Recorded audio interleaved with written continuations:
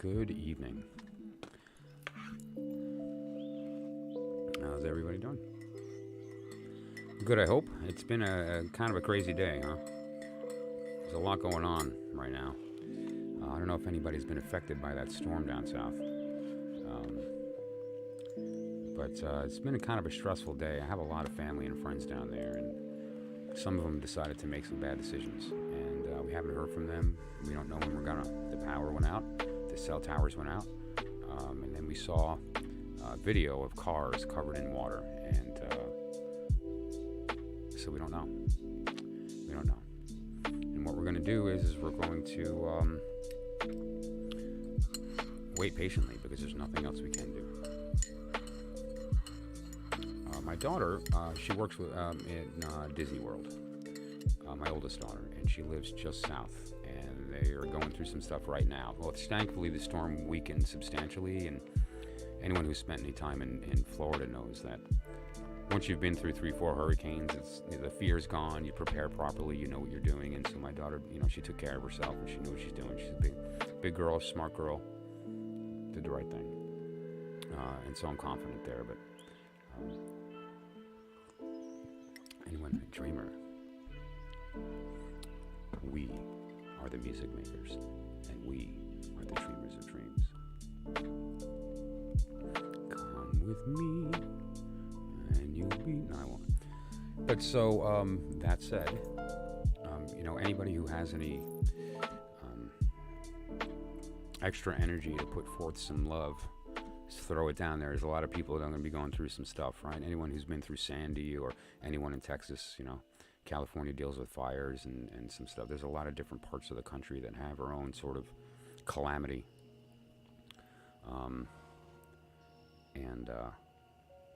Florida's is the hurricanes, right? And so we have to show them love. Missy, I'm so glad you're here. I have a present for you.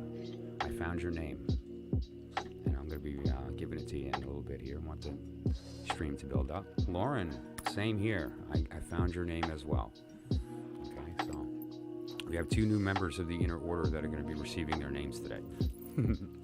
But it's really just the community that we're building here on the channel, and sort of like a shared desire to learn this art and to interact with it and to share it with others and find that truth, right? Isn't that what we're here to do? And I've made the point clear on the channel here that the goal is the truth, right? And so questions give answers, and some answers are right, some answers are wrong. Some answers are right, but they seem wrong, and so we ignore them. Some answers are wrong, but they seem right, and we go with it. But the truth is infallible. And so instead of looking for answers with questions, we're going to seek the truth. And the way that we do that is through conversation, right? And so... yeah, you got to tell us. I mean, I know you worked today, which that's a bummer, but did you at least have a good day on your birthday?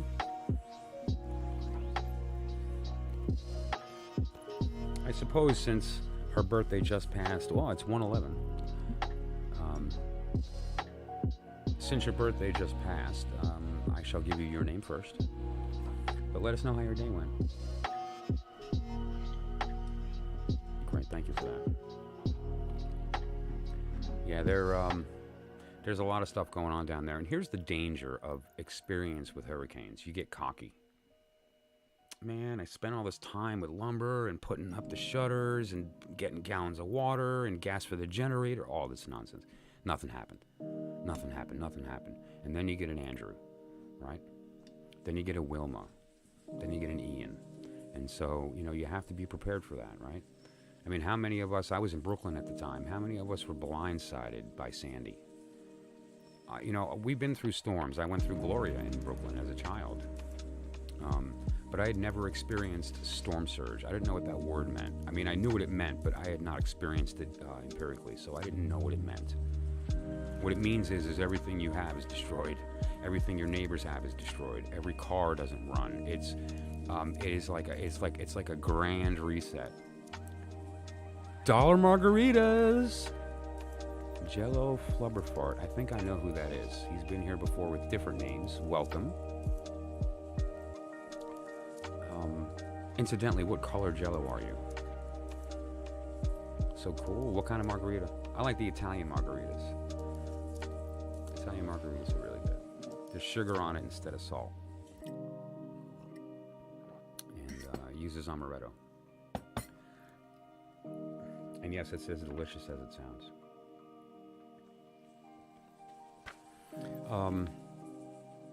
Feel the knowing. So that said, there's somebody here, two somebodies, who I wanted to make sure that I got the name right. And so I sat on it for a couple days, and Shushu came first. That was a no-brainer, though. And by the way, I'm not going to reveal the meanings of the names publicly, so if anyone wants to know what their name means, reach out. But so Shushu came really, really easy to me.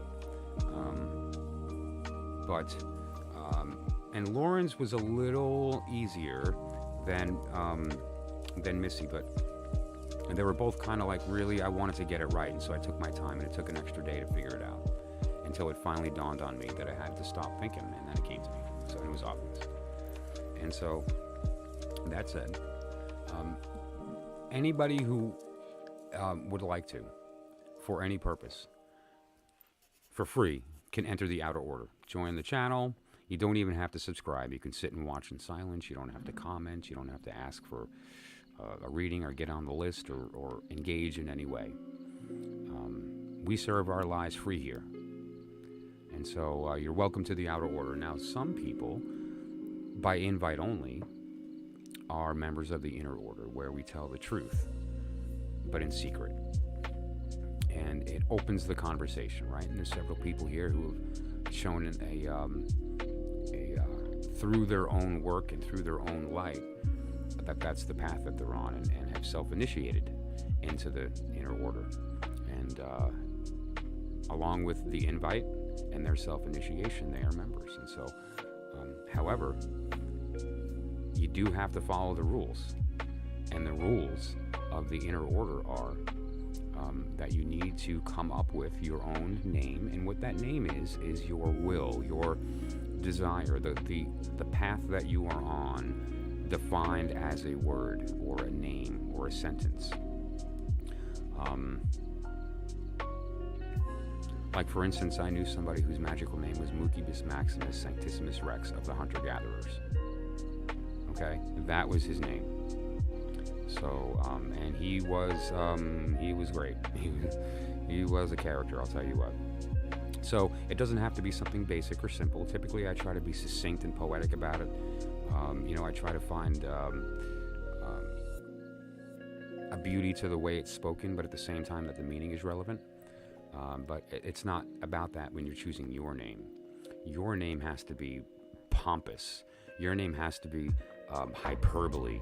It has to be, I am the great, and so on, and I shall do thine. And, make it put some drama in that name. So the names that I'm giving are inner order only names that we kind of talk about as sort of nicknames. But the name that you choose is real, and that's the one that's going to stamp on the fabric of the universe's matrix, the shape of your will, and it will be done. And so, first thing I want to do here is to... are you an overthinker too? Uh-oh. We're in trouble. So...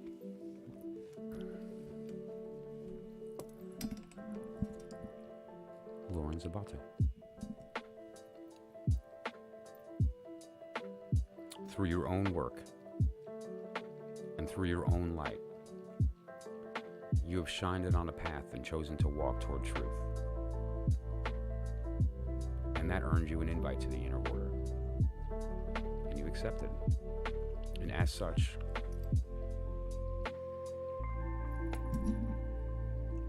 I shall grant you the name. Hitherto you shall be known as Drobarets Perdigona. So mote it be.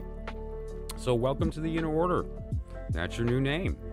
And now I'm just going to pronounce that. Now when you're saying it magically, you vibrate. You don't speak. you vibrate. Very much like the Hebrew cantors. When they're in prayer, they don't sing like you would normally sing. It's a, it's like Darth Vader kind of. And so it should be spoken, vibrated, right?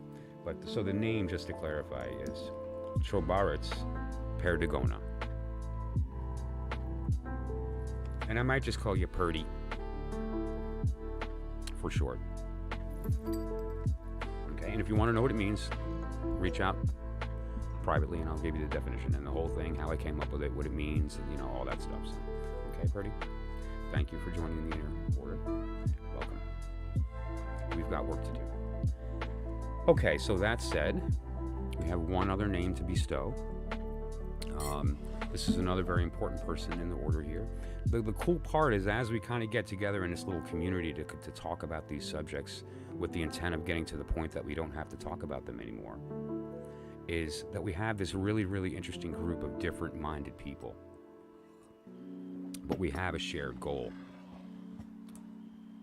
The idea here is that we all bring our little talent, our skill, our desire, and we mix it up in a pot, and what we get is this beautiful thing that lets us paint the sign that points right to the truth. And we kind of need each other to make that happen, right? And so we don't want an echo chamber. I want you to disagree with me. I want you to converse with me. I want you to argue the point of why you think this and that, or if it rings true, then accept it and we'll discuss that. But the point is to have discourse, because in discourse is knowledge, is knowing, is learning. And so it's funny, the group of people that have come into this process. There's some that may or may not be here as well in the chat that are an important part. And so it's going to be great to watch this group grow and how we evolve. And just to be clear again, I mentioned it yesterday. What I'd like to do is to have some type of group chat situation on a live stream sometime, where we can have people pose questions and have multiple people read cards, or have multiple people kind of do things. And then if somebody wants to buy a reading, they can pick the person they want to do it, and that person will benefit financially, whatever, that's fine. You should be paid for your work. And the goal here, though, is to trick people into learning the truth by doing readings, by showing them what you actually see and not what they want to hear, right?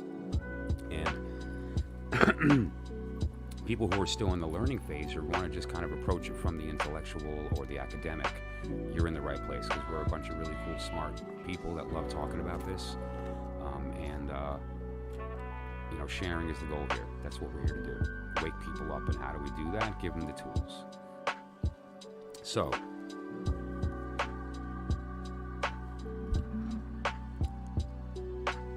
let me see. From Ghazi. Thank you for joining the Inner Order. You earned it. You're going to be invaluable. You know that.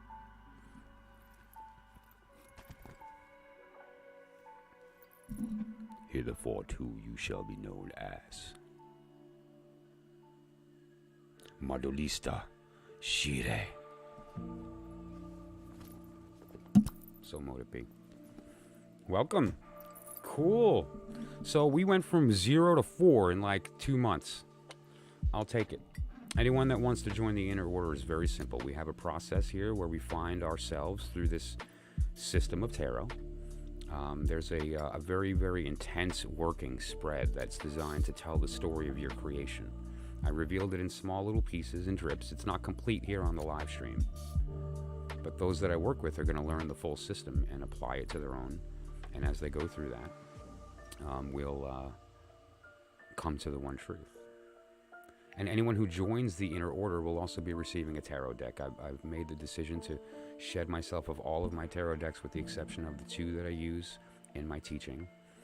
The deck that I created that I use to unlock this whole system, and a little mini Rider-Waite that I keep in my car if I have to do a quick reading for somebody or myself that's outside of the deeper inner work. And so that said, thank you. And if you want to know what it means, just let me know. And if you don't, you just want to go with it, that's cool too. And then I'll type it out so you know the pronunciation. And let me give you now the non-vibrated pronunciation. Modalista Shiare. Okay? Or Shire. Moralista Shire. Okay. How can I work on my pettiness? I know that it's not a very spiritual thing to be. That's absolutely false. The one thing God loves the most is humor. Petty is a definition of the why you're telling the joke. You're looking for attention. What you need to do is recognize that you have the internal power to not necessitate attention, and instead use the humor to enlighten, use the humor to lift the room, use the humor to make a point, not to get attention. Why'd you choose that name? Because it gets attention. You know what? You're awesome. And that's why I welcome you in here every time. And the reality here is that you would have been welcome with the name Bob. My name's Michael. That's been like the most popular male name for the past 2,000 years up until maybe 15 years ago. And so you know how many Michaels there are on the planet? It doesn't get more average than a 5'7" white male named Michael from New York. Put yourself out. And people who are drawn to that naturally are what's going to be surrounding you, as opposed to the people you're trying to impress that frankly couldn't care less. They'll giggle at your name and move on, and you haven't made an impact. Pettiness is not about what you're doing, it's the why you're doing it. The thing that you're doing doesn't change, the why does. So keep it up. Don't change. You're doing fine. And if you're interested in joining the Inner Order, contact me. It's my phone number, my email, my whatnots, my who's its, and I think I am on WhatsApp still, so it does work. But reach out. The ball's in your court, and we'll work on that. So that said, I did make a slightly different format than usual, right? I recommend, or I had mentioned that I'm going to be kind of switching up the format here because the goal here is to, thank you. I mean it. What you don't realize is that you just taught somebody that's going to watch this video a lesson. Okay? And so what you just did is participate in the actual growth of truth in somebody else that hasn't even seen this video yet. So thank you. So what we're trying to do here is the idea of maintaining the integrity of the art of tarot. And what I mean by that, truth told openly, is that it's not a fortune-telling device. It's a device to get you to an enlightenment, to a knowing. A knowing is an important word because what is knowing? When I stand up, my foot knows the floor is going to be there. I don't think about whether or not the floor is going to be there to meet my foot. I just know it will, so it doesn't even cross my mind. It's just part of my worldview. I get up and I walk. I don't think about the floor. I don't think about my feet. That's knowing. I know the floor will be there, so I don't even process it. That's what knowing is. And that's our goal here.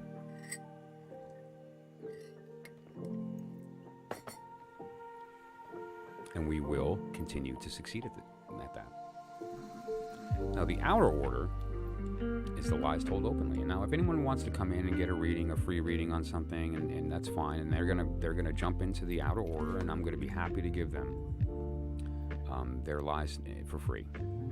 And so, now, obviously, that's a poetic statement. I read the cards seriously. And I give the same attention to a trite question as I do to a serious one from my perspective, because you don't know the source of the reason that they're asking that question, and so you have to come from a perspective of it's not about what you think they want to know or what their motivation is behind the question. Tell them what you see, right? So I'm not lying. However, I don't reveal all of the symbolism to the profane, right? Spoiler, I actually do, but they just don't get it. But the reality is that the lie told openly. Okay. Now, if somebody comes in and they've worked with us before, right, or you've seen them in the chat, and we know that there's a serious inquiry here, and they're looking for actual growth, then potentially we'll talk about a different kind of reading. Some information that people maybe, once they see it, it dawns on them, that's what he was talking about. And then those who find themselves through their work into the inner sanctum get a whole different level, right? And that's where we talk about the truth openly. No more secrets, no more symbolism, no more poetic romantic language. It's here's the truth. And we speak about that openly. And that is also invite only, but I can invite you.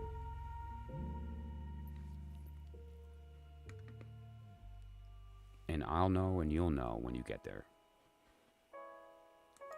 So the format's changed a little bit, right? And so the way this works is the outer order, as I mentioned, as far as the integrity of the art of tarot. Tarot is a very powerful tool, but it's also fun. It can be used to look at the past and the future. It can be used to look at a different perspective on a subject, or to enlighten something that you hadn't even considered.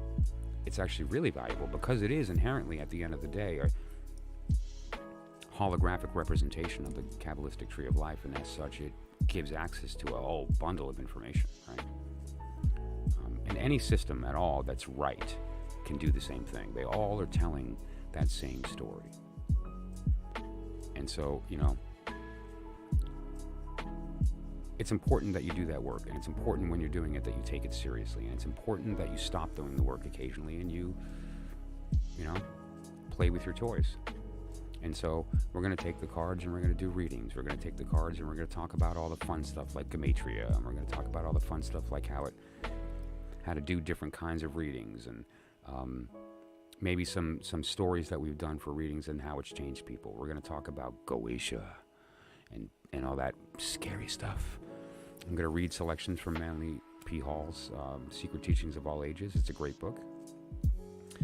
We'll be looking at some of the stuff related to I Ching and fun things, and if there's any subjects that you guys want to talk about, like numerology, if you want to get into things like homeopathy, naturopathy, aromatherapy, or the low magic,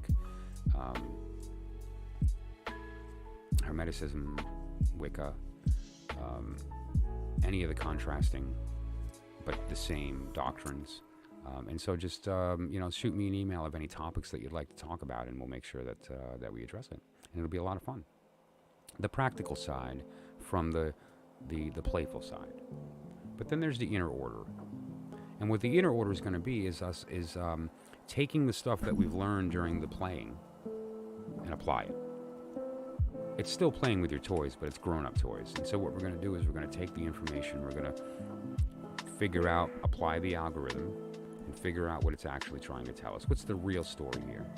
All right? Yeah, good. And that's what this is all about. And then we have the sanctum, right? The inner sanctum is the truth told openly, and here's where the discussion. And it's funny, people who would be a fly on the wall in a conversation in the inner sanctum would have no idea what they're hearing. So it's almost, we could even speak openly about it, and people would think, okay, well, what are they talking about? That seems a little weird, and it kind of rings true, but I don't get it. And so it's okay. And then eventually they will. So it's okay to talk about inner sanctum stuff here on a live stream. Because that's the beautiful magic of the inner sanctum, is anybody can be a member. You don't have to be a member of the inner order. You don't have to be a member of the club at all. You just have to come to the truth on your own. And if you do, you're in. It's that simple. Now, there are tools to help that process, right? And I've even talked about tools that I've built in specifically with the intent of eliciting that response in people, eliciting that enlightenment. And so I'm going to start today with the outer order. And before I begin, I'm going to just catch up on the chat here. It looks like Jello has a couple questions.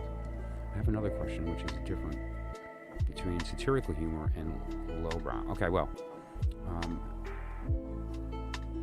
depends on the audience. I don't know if you've ever peeked in on a Friars Club meeting, but I tell you what, it's pretty lowbrow.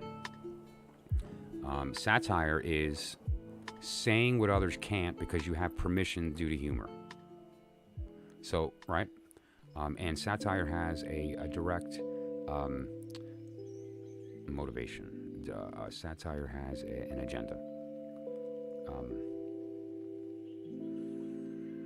George Carlin. He's a modern satirist, right? I mean, obviously you can go back in time, but and obviously, I mean, you can talk about too the idea here of it being childish. I mean, where did the word satirist come from? Right? And so consider that, because there is a playful nature inherent into it. Okay, we'll look at that in a sec. I'll pop the cards up and we'll talk about it together. Cool, thank you for doing that. All right, so as far as the difference between satire and lowbrow is really, again, it's the perspective of the person that's hearing it. And somebody who is in the know will see the joke, recognize that it's a piece of wisdom, and then chuckle, but be enlightened. Somebody who is closed to it will hear the joke and go, that was disgusting. That's why the first time he came in with whatever else you had, name, I said, welcome, right? It's just humor. You made me smile. And I know why you were doing it. And eventually you're going to get to a point where you know you don't need that anymore. And then you're going to put up a different silly name, but for the right reason.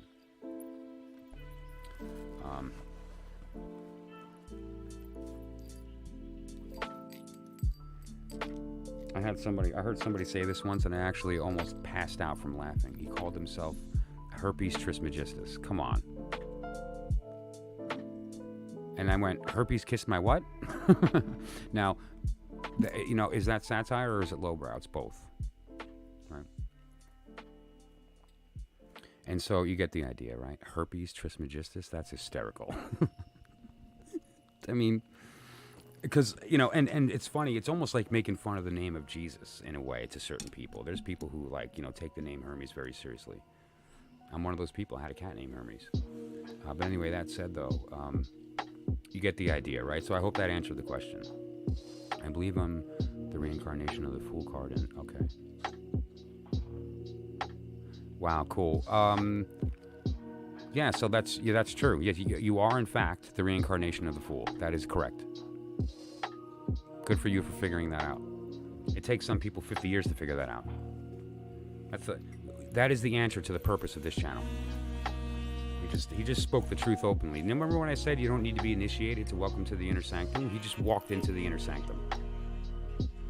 The good tarot. Okay, I have to look it up so I can get a sense of the art.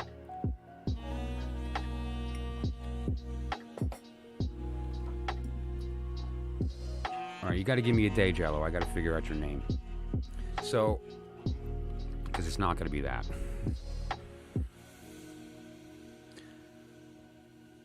Do me a favor.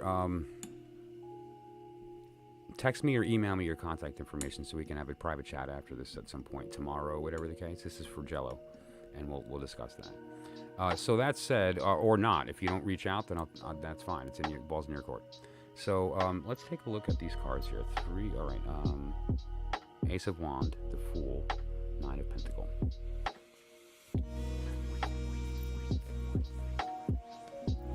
This is playing with toys, right? So we're going to stick right here in the outer order, and we're going to play with some toys. So the Moralista has drawn some cards for us. Let us see.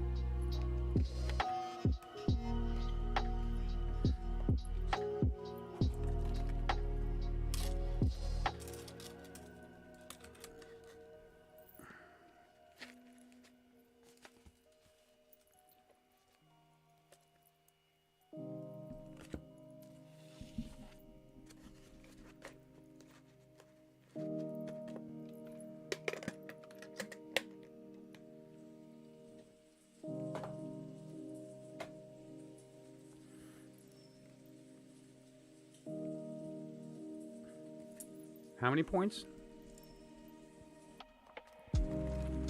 6. No, 8.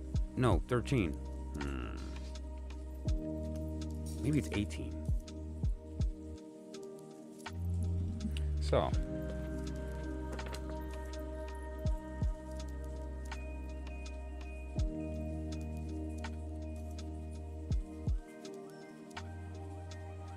I just want to set up the spread here so everyone can see the cards that she was talking about.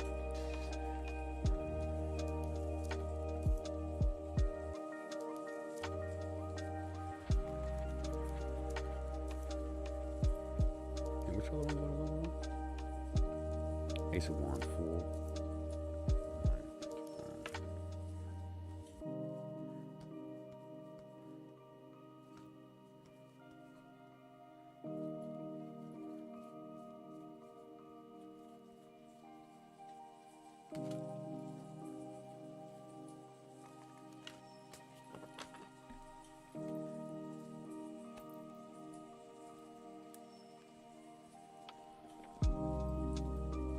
That was the order that you drew them in?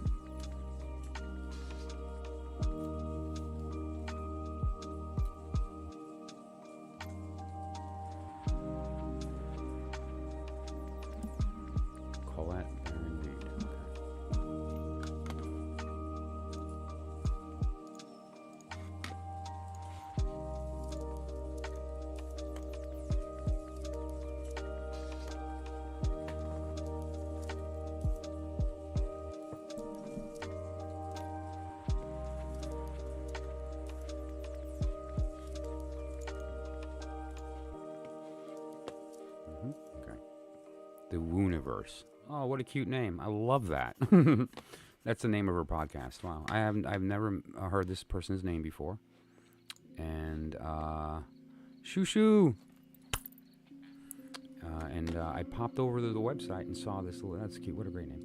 Okay, so this is her website, just to kind of give her some love. That's the site of the deck that, at least she's looking at. And that's the creator's website, right? So give them some love.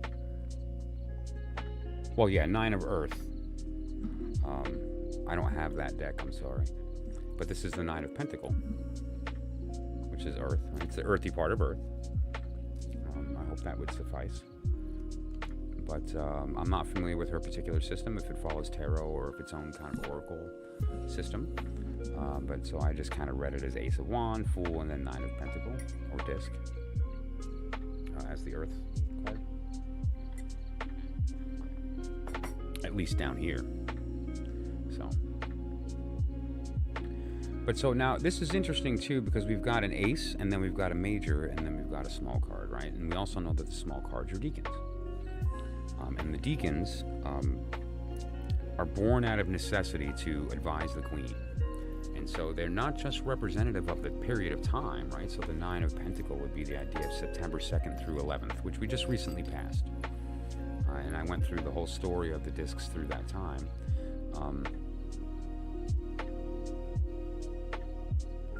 That is how we're supposed to be, Jello.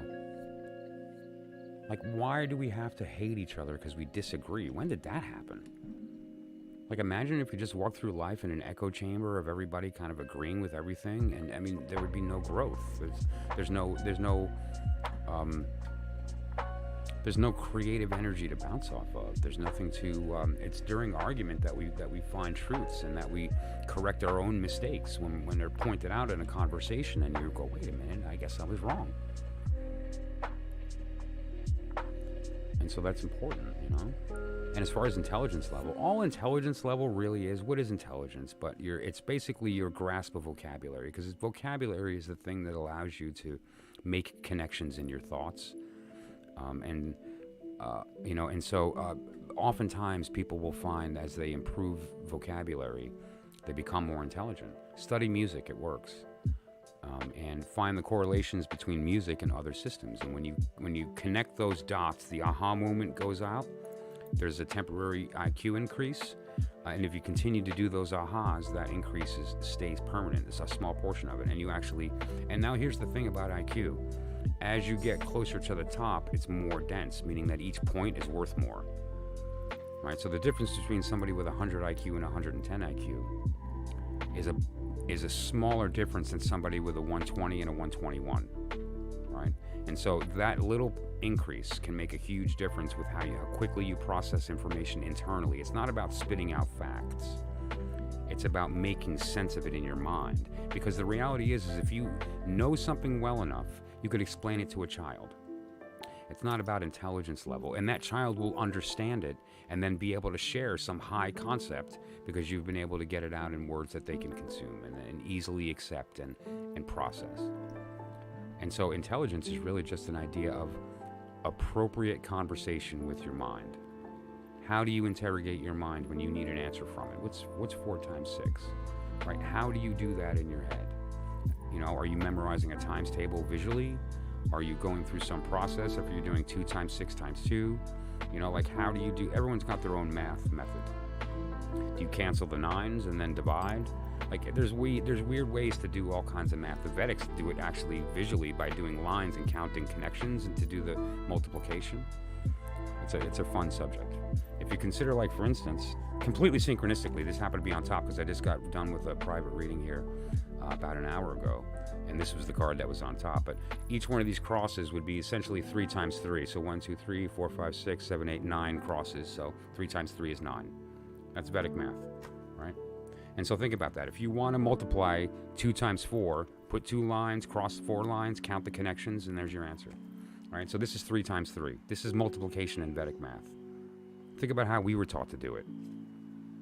So when you learn the different systems and you see how they connect, it increases everything. It increases your understanding, which is your confidence. It increases your interested in the subject, so you approach it easier without that anxiety that kind of dumbs down your ability to integrate the information. And all of that is important, right? And so it's a matter of kind of getting these little tools, using them to give yourself that little boost of confidence, and then riding that confidence to study and giving yourself those aha moments until eventually you don't need to do that anymore because you have this understanding of the information. Yeah, that's true. Yeah, you know what? There's so many ways to do math that it's,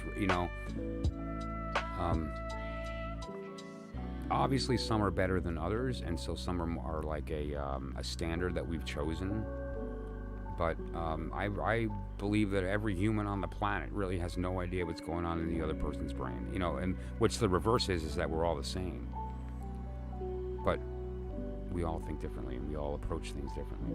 Some people do math emotionally. Some people do math mentally. I know somebody who does math using words. He memorized fact families and then took those fact families and drew pictures in his head of what those mean. And so when he's doing big time math, he's like, yeah, so the dog took a walk with the bird. 48. Not kidding. Right? And so it depends upon how you do how you think. And he was also a practicing ceremonial magician, which makes sense that he would have that mode of thinking, using words to do math. Right? But yeah, so.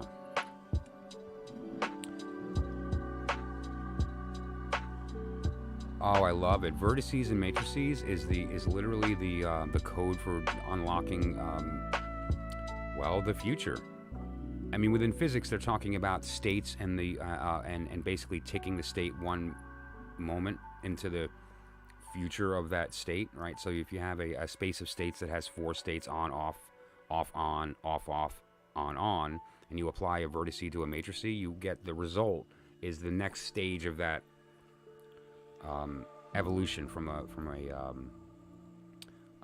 the perspective of the order that the math is taking to the next stage of that. Basically, you take a smooth event, chop it up into discrete parts, and you can predict where it's going to go moving forward by using that math. It's a fascinating math, and it is absolutely necessary to approach certain subjects related to quantum mechanics and how it connects to other stuff. But that level of math is really fun. Yeah. And so that said, basically, a matrix is nothing more than a group of brackets, right? It's basically matrices and vertices multiply, but one is a holographic version of the other. We did this actually a couple of days ago when we took the letters and broke it out into a word which can break out, and you can continue to kind of grow that until you see that's this huge picture, and you can also run that in reverse to kind of get the core of what the thing is. But that kind of math is really, it's mind-boggling at first, but then you look at it and you're like, oh, well, wait a minute. Vector math is another way to put it. And because what is a vector? But a vector is a wand. That's what a vector is. A vector is the wand. This is a vector. What is a vector? There. What do you want? That. It's like the perfect position. It's the angle. It's the direction. It's the rotation. It's a vector is a 3-dimensional point of interest, right? It's the object of your desire. The vector is the sign pointing to the object of your desire, right? And so what the vector is the wand. And so, one might think sword, perhaps, right? People are interested to find out electricity, the electromagnetic force. Remember, the 4 suits are gravity, magnetism, and the strong and weak nuclear. They also mean, the 4 basic elements. They also mean the 4 states of matter: solid, liquid, gas, and plasma. So which one of them is electromagnetism? The wand, right? And that's an interesting correlation that you have to have in your mind when you're thinking about that, because the wand is fire, but it's also heat, right? And so where does heat come from? Friction. Well, the electromagnetic version of friction is a magnetic field, right? The friction caused by particles passing over a surface creates friction, and instead of heat, you get magnetic field. You don't get a heat field, you get a magnetic field. So they're the same thing, and it's all wand. So at the end of the day, you could even read this with respect to quantum mechanics, right? You have the original, right? The vector prior to it being multiplied by the matrix, and so we don't understand what the next step in the series is going to be. It's on its own. And then you have this zero-ness of the fool, right? Which is kind of holding the wand and doing his thing with it kind of willy-nilly. Like he's not taking it all seriously. He's just like living his life. It's funny, you go through the whole process, you go to the end, you walk through the inner sanctum to have this enlightenment and realization. You achieve conversation with your holy guardian angel. Soul talk happens. And then you wind up here. Because that's where you always were.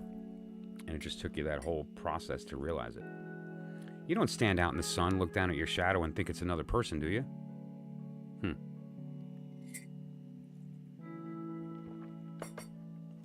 So, let's read it for real. The Nine of Discs is Venus in Virgo. We just left Virgo. The period of time this moved into was a totally different energy because it moved into Mercury from Venus, and we were all like into intellectual mode before we got into the stage that we're in right now. But the idea of the Nine of Pentacles is a good card because it's at this point where you're right before completion, and with respect to the tree, it's right before the final card of the tarot with respect to the order of the suits. The Ten of Pentacles at the bottom, and so this Nine of Pentacles. That's why it's called like gain or success, is because you're right before the finish line with respect to Earth. So what this ultimately means is the work has been done, the will has been extended. You did the work, you put it in your brain, you forgot about it, which is that's the magic works because you get out of the way of how it happens. You imprint your will on the universe, and then you rely upon the universe to provide it in its manner. That conversation needs to take place. You can't be a bully to the universe about how and when it gets done. And so you put out the intention, you get out of the way, and it forms. Okay, and so what we're looking at here is the will of the self, directed, willy-nilly allowing that to happen without trying to get too involved in the how and when. Your job is the what. And now here we have the stage right before it becomes physically manifest.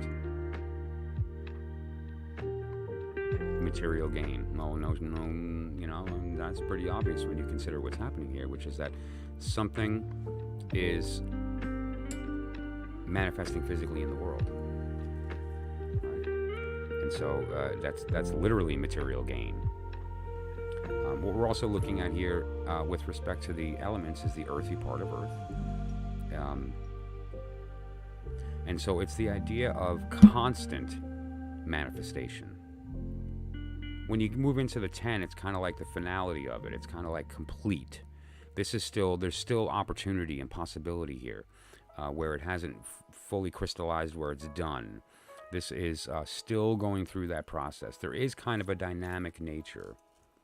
And you'll notice the artwork too has these 4 paths that are open, as if it's allowing something else in to transverse this circumstance. You can go in this way, you can go in that way. So there is a connection between them all, even though there's an implied kind of separateness in them. And it gives this kind of holographic nature to it. Now the outer meaning is financial success, or if you're attempting to create something physical, it's probably going to work out well, right? Like an art piece or a certain product, or a recipe, or you're writing a book, or whatever the case may be. That there looks like it's going to happen physically, and it's going to manifest within the confines of your will. Right? So that's like the heavy interpretation of the 3 cards that she picked. What does everybody think? Any other opinions?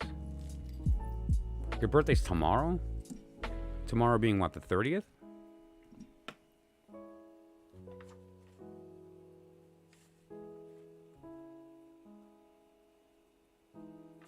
Okay, I'm going to ask you a question here, Missy. Madolista. Would you rather be Madi or Maddie or Shire? And I would call you Shiri. So Maddie or Shiri?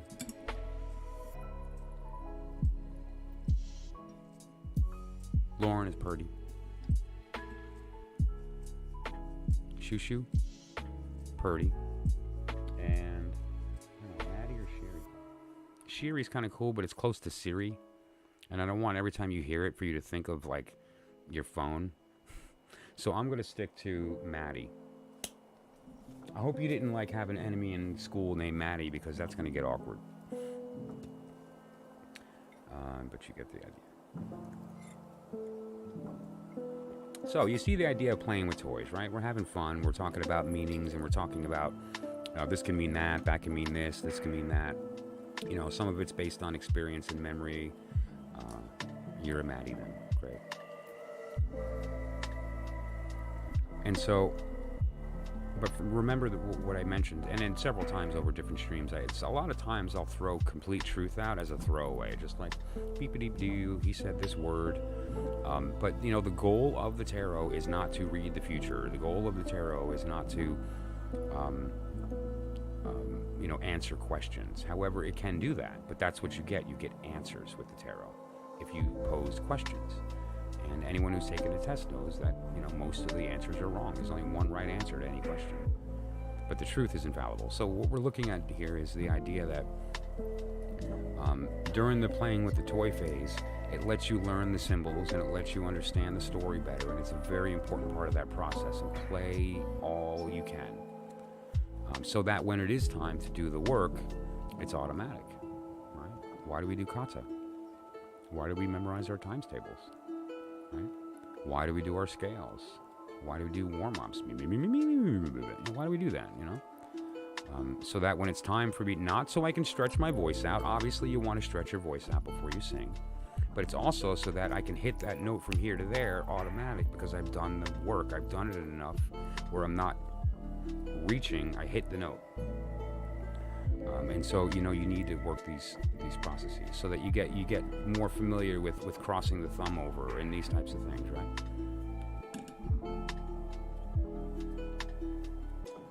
VGS? I'm sorry. I'm not sure VGS.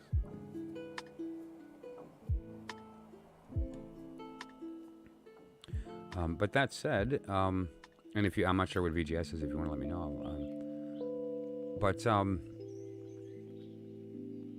There's other ways that you can use this stuff here as well too. Is to say, okay, well, what is the sort of the deeper message of what we're looking at here, right? The ace, as we know, is also born from the princess, and so this is referring to the fact that it's not physically manifest yet. And that's also implied here, that it's being carried. The work is being done, but it's not done yet. It's in process, but it's close, and it's looking like it's going to be complete, right? So what this is mentioning is that this is a work in progress that's not quite done, but it's close.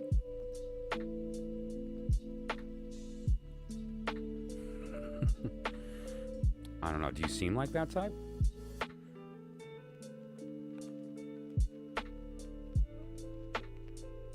Oh, Maddie, I get it. I just looked at the name the way you spelled it. That's funny. In my head, although that's accurate because it is an M-A-D. But that makes sense, yeah. Well, it's mostly going to be spoken. And one thing that we're going to want to do, too, is to, which we're going to do here in a second with the nicknames, is we're going to do some gematria. Right? This was all completely, and truthfully, this was all completely channeled. So, I'm curious what the name means numerologically. I haven't done the work yet. I have no idea. And Maddie was just right now kind of picked. And so we're going to figure that out, right? Same thing, let me get it right. That's one of the things about channeling, is that you have to memorize it after the fact. Trobaritza Perdigona. She Purdy. And so Purdy is P-E-R-D-I. Okay, so just to be clear, this is your nickname. This is for,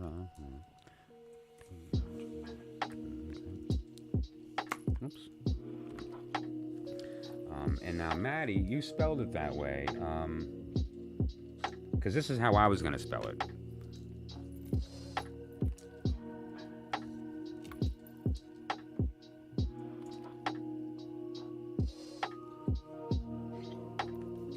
It could be either Maddie or Maddie. But I like Maddie. I don't know if I've ever known a Maddie, like a Madeline, or...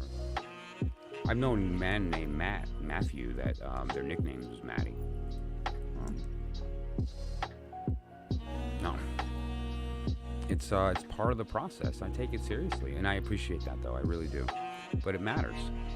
Because, here's the thing. This is not just a YouTube channel for me to just, because I'm bored.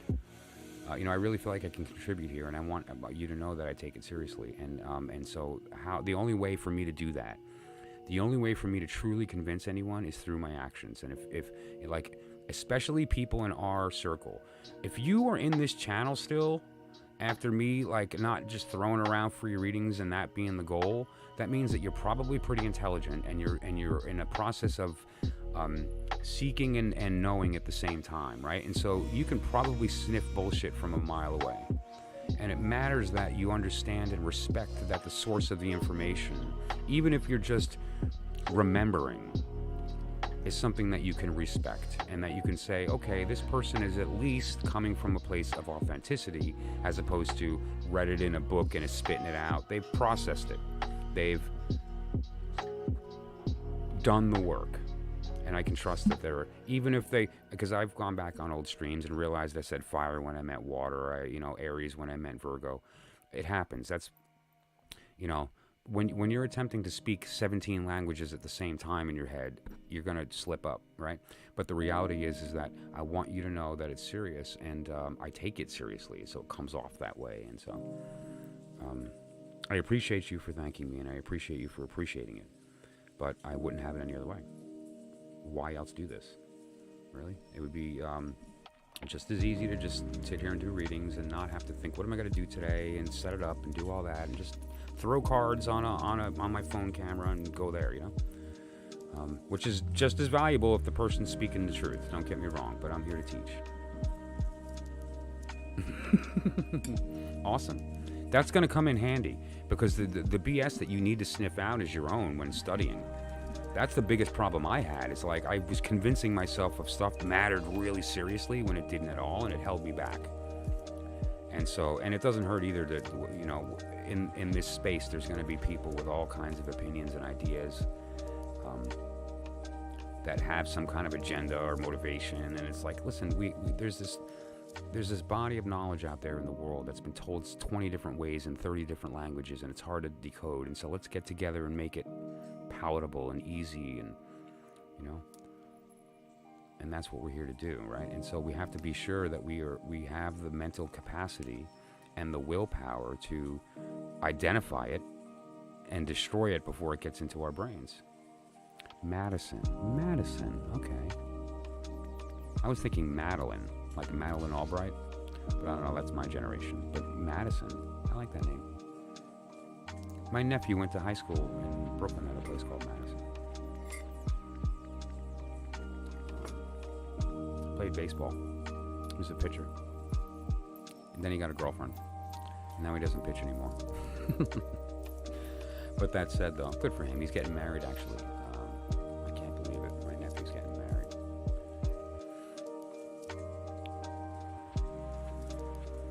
Well, yeah. And, it's funny, too. You have to kind of... Sometimes, here's how it was put to me. Would you rather be right or happy? So sometimes you just, let them have it. But, yeah. What do they say? Pick your battles. Even though you can win and you're correct, or that, you may feel that, whether or not it's true, if you feel it, you feel it. But sometimes you have to kind of let go for the sake of peace, or so that they can have their thing, Right? The object of desire, I tell you what, it's really something. So, yeah, does anyone else have any opinions on this spread here? it came out pretty cool. I don't know. I think that was a good one. That's what you got to do. That's what you got to do. Especially with a man. Don't forget, your job is to trick us into thinking that we got it right. Your job is to trick us into thinking that we're in control, or that we, that it was our choice, and that we're, you need to remind, we're very weak. Don't forget, we're a broken woman. All a man is a broken woman, right? You take the X chromosome and break off the bottom, and you get a man. And so, don't overestimate us. And we need a lot of reinforcement. Oh, you did the dishes, honey? Thank you for mowing the lawn. Right? So we're just simple beings, But yeah. So good. See, if you're doing that, if you're keeping it to yourself so that he can feel empowered, that means you love him. And that means you've got a good thing there, and he's got a good relationship there too. Does he do the same thing for you? Because if he does, then you guys are gonna. I'm jealous.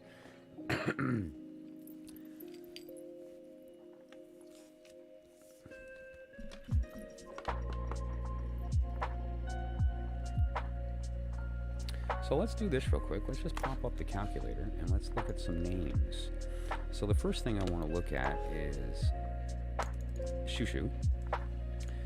And so we're going to use the Hebrew just because it's an older language, and I happen to have the diagram right here, so that's the one we're using. And I really feel like it's an important connection because of the idea of the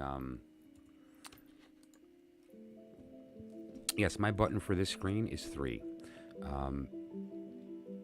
It's the idea that there's an inherent kind of holographic nature to the way these letters formed. If you take that symbol that I'm always popping up, I think I have one in the Sanctum. Yeah, there's 4 of them with the counter-rotating tetrahedron. It's called the Merkaba. It's the chariot of the soul. The idea here is that this is an energetic object, a field, that light passes through before coming to our world, and it casts a shadow. And that shadow is one of the letters of the alphabet. And each turn of a different angle based on some math gives you a different letter. And so the letter of the Hebrew alphabet was not derived by somebody who went, and kind of thought up the letters. There was very specific meaning to them. Like the numbers were the number of strokes. 1 angle, 2 angles, 3 angles, like how many points are in that, right? There's 4 and so on. And so there's like some ideas behind where these symbols came from, but certain languages have a holiness to them. Hebrew, Sanskrit, and a couple of other languages, there's a holiness to their formation. And so when you use that language for divinatory work, there's an inherent connection to that truth in that usage. So we're going to look at Shushu, and so the first thing we're going to do is the letter Shin. The letter Shin is on the far right, it's 3rd one down. That's a really important number. That's a really important letter, because that's the letter that gives us the name of God as man. If the holy name to the Kabbalist is Yud He Vav He, Jehovah, Yahweh, everything's a mispronunciation because it's not a word. But to call it something, we call it Jehovah or Yahweh or whatever, the name of God. And you install the Shin into the middle, it becomes Yeshua, which is God as man. And the numerical value changes. But so anyway, that said, what we're going to be looking at here is, first we're going to do Shin. Okay. And now the Shu, the Oo sound, Oo, in Hebrew, the vowels are a little different. Hebrew does not have vowels. They also don't have numerical digits. So the first letter of the alphabet is a consonant called Aleph, and it also means 1. Now the vowel for oo is vowel, okay, and vowel is the 6th one. So if you'll see there, number 6, vowel, it kind of looks like a yud with a line down. It's like an extended yud. It was almost as if you were to take the, let me get rid of this. It's almost as if you were to take, make sure I'm in, okay. The first letter yud, basically the point, and we keep talking about that, the divine wand, right? And then it becomes erect, right? It actually falls and it becomes the wand down here. Don't forget, God's wand is a vagina. Sorry, God's a woman. I know that's going to make a lot of people angry. I hope so. But so the yud, and then the vow is like the extended yud, right? And so the idea here is that it's kind of a holy letter with respect to the extension. And it's, again, I'm not going to pull it out again tonight, but you can tell that story over and over again, that dot became a line, and it's built into the language. So the vow means 6, the number 6.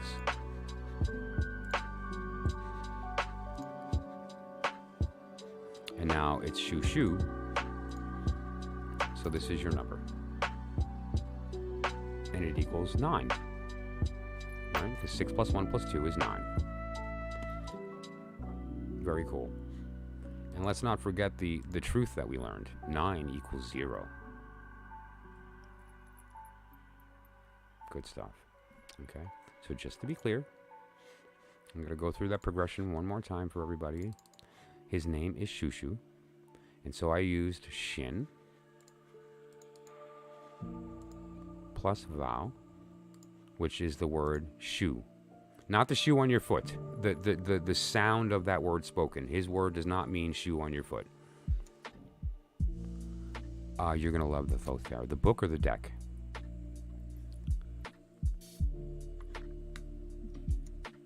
So now, because his name is Shushu, I multiplied it by 2.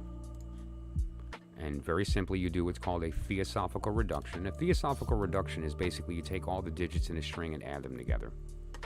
Okay? And that's very simply 6 plus 1 plus 2, which is 9, right?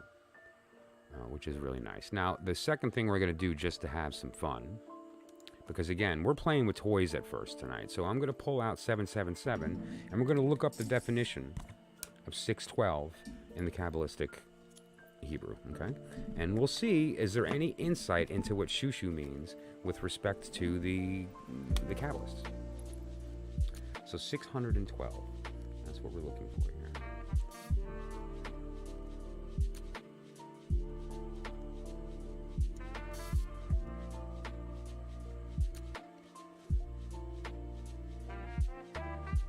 The covenant.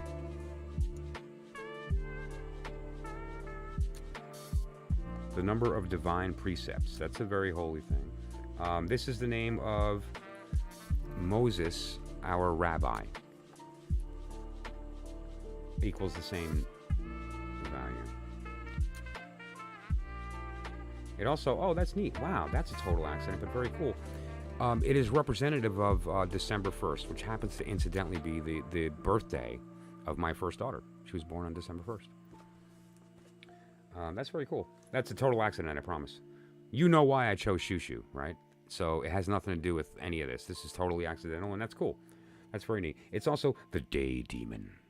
So if you're doing your goetic magic, and you are doing work that is related to a certain type of desire, a certain type of result, you would use certain demons of the day or demons of the evening.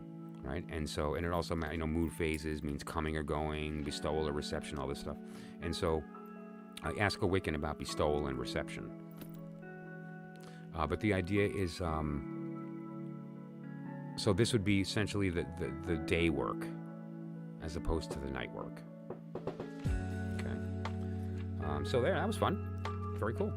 And so, let's see, who should we do next? Let's do birthday girl. Purdy, and I just want to make sure I'm going to be spelling it right.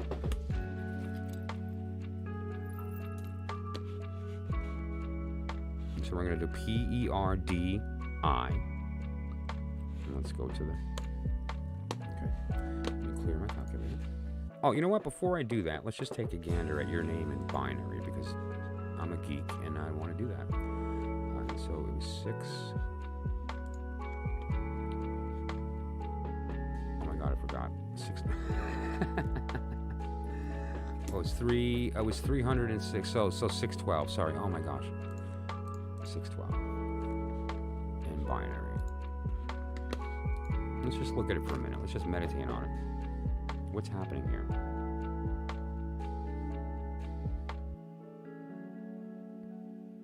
So you are in a state of reception in the heart, but not the mind. Your reception of heart and mind are separate. So they're in the correct order, but you receive them separately, which is actually good because, you know, I've always said you process information emotionally first, and then later on you can mentally interrogate that emotion. So that's a good way to access that, and so that's really good. Okay, so let's look at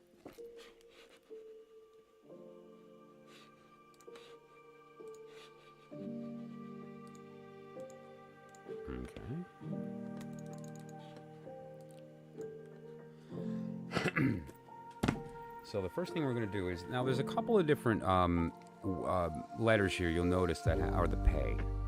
The pay is in the middle on the bottom, PE.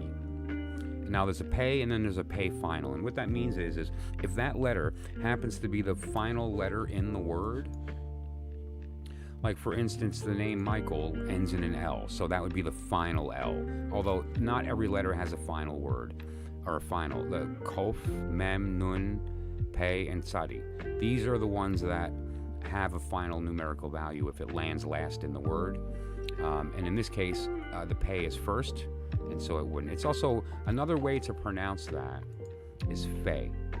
It's also an F sound, okay? But in this case it's a P. So first, let me get my calculator. So first we're going to do pay.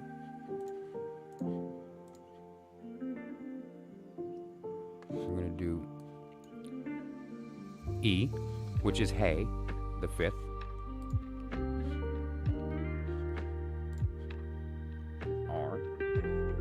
R is Resh. D, Dalet. Dalet, Dalet. Usually the H's aren't pronounced in the Hebrew. Sometimes they are, like Aleph, Bet, Gimel, Dalet, Hey, Vav, Zayin, so on. And again, I'm not a fluent Hebrew speaker by any stretch of the imagination.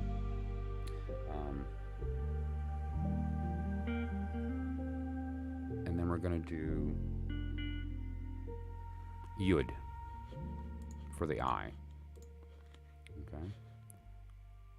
Now, what just happened here? One more time for a good measure. 80.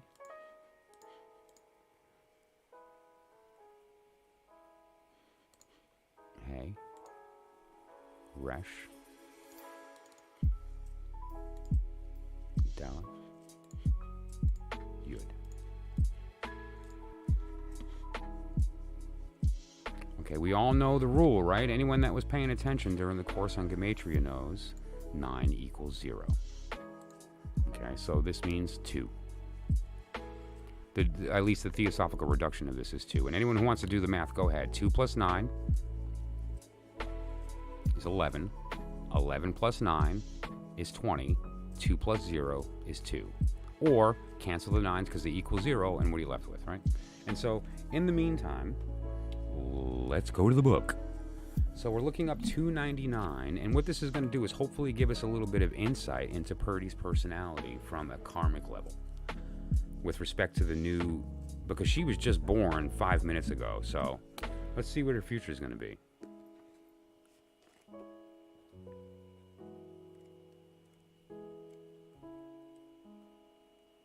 Oh my God, I hope it's not something bad.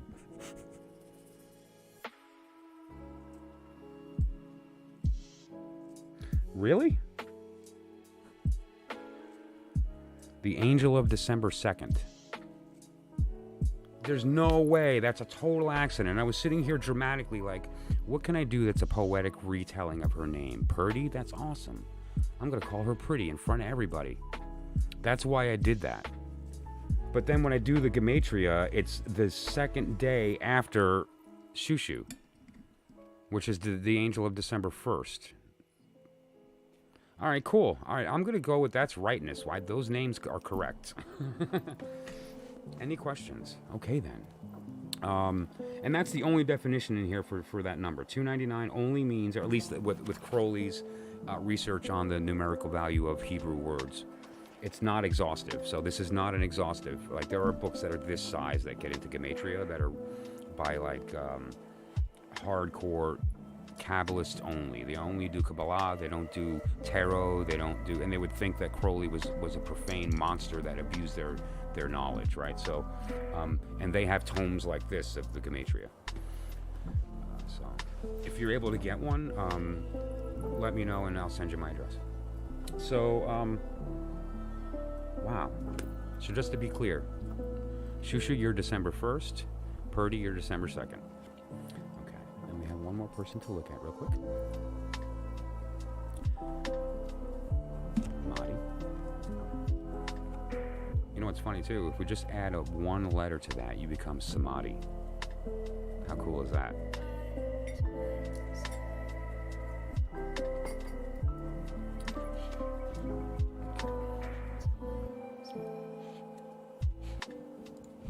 So let's take a look at that. Do you like playing with toys? Playing with toys is fun, right? So, Mem. It's in the middle. That's one of the holy letters. Aleph, Mem, Shin.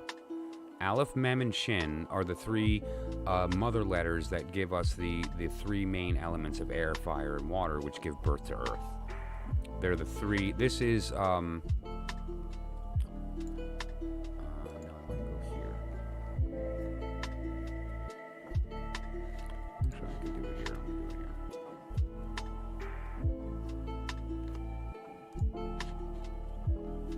if you're looking at the tree, they're right here, Aleph, Mem, and Shin. Okay, and they give birth to, underneath the abyss, everything else. Okay, and it's, you know, all these paths mean something, and I'm going to touch on them at another point. And eventually we will know this diagram right here fully.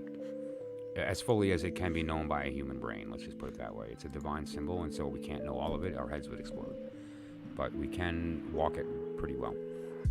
And so that's one of those mother letters.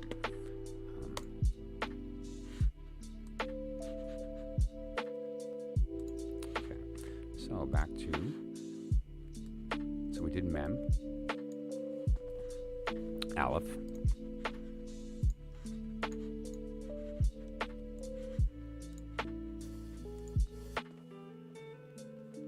Hey,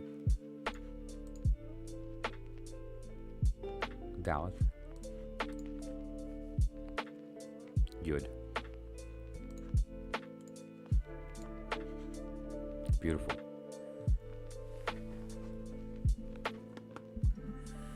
Beautiful, beautiful, beautiful. Okay, that's a great number. So let's look at that first. Let's first of all, let me grab something that we talked about yesterday and the day before. Page 65. Oh, funny. I opened up to 111. Cool. Love that. Especially when you're playing with toys. There's nothing cooler than synchronicity when you're playing with toys. I tell you what. I shall read to you from the Book of Changes and the Unchanging Truth. In the cycle of 60, each individual unit of combined energy is a beginning, a transition, and an end. It is complete unto itself. It is also part of something else. And actually, let me complete that, because there's some really cool stuff here related to the tree and other things that nobody makes the connection on, and it's important that you allow that connection to take place. This is an ancient Chinese philosophy that is basically just the simplified, more correct version of Kabbalah. The entire universe is comprised of such individual units of energy combinations in small circles of 10, as shown in the chart above. Okay, each one of these 6 contains 10. So just to be clear, in this cycle of 60, each individual unit of combined energy is a beginning, a transition, and an end. It is complete unto itself. It is also part of something else. The entire universe is comprised of such individual units of energy combinations in small circles of 10. These cycles of universal energy are far from being a matter of distant concern in our daily lives, but they are actually the very context in which we live. This is the value of the knowledge passed down to us from the ancient developed ones. So that's cool. That's pretty cool. 60 is a very important component in that. So let's take a look at what the Beast has to say about it. You know where he got the nickname the Beast? From his mother when he was a kid. True story. And he just went with it. Vision. So 60. Oh, you got a cool one. Tried by fire. Glory, pride, excellence. To behold. That's awesome. To behold. Because isn't that what you do? You behold things. And, a basket. I love that. What is a basket but a vessel? The angel of the 8 of Cups. Stop turning away and do the work of the hermit instead. And this is my favorite. I'm so jealous. I don't even want to tell you because, man, really? Vision. Like sight. Good stuff, all right? So that's what Maddie means in Gematria. All right, so everyone have fun? Hi there. Can you please do my name? Sure. Well, I have to come up with one first. Otherwise, I'll do your name now, Luana. Because these names are only for members of the inner order. Right? But I'll do your name, Luana. And so let's talk about how to do.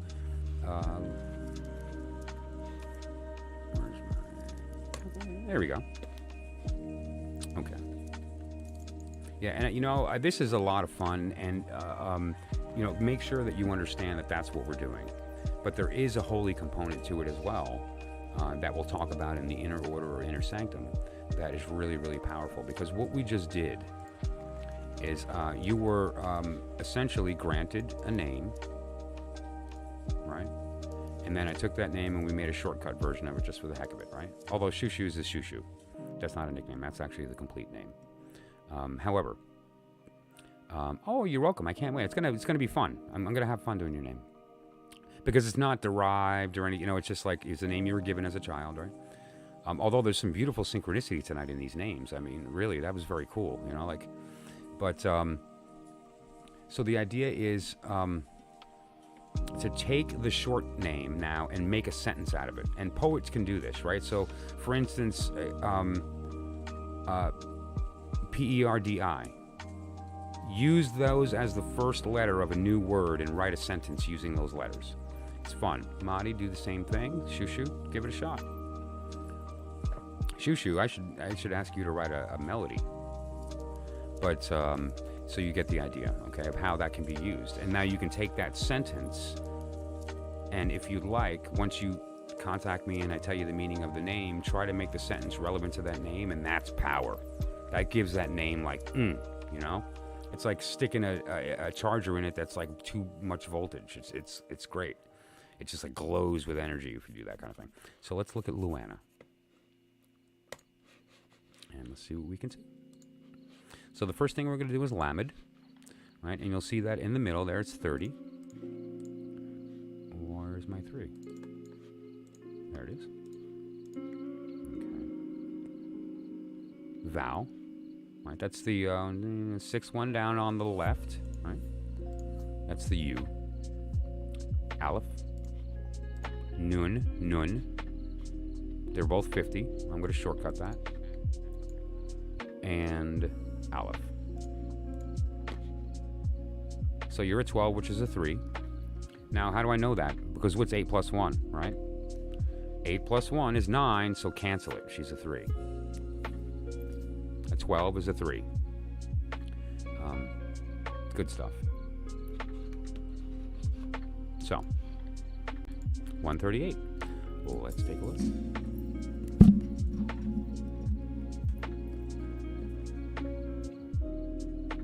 And keep in mind, this in particular too, like, there's many ways to spell a name in Hebrew.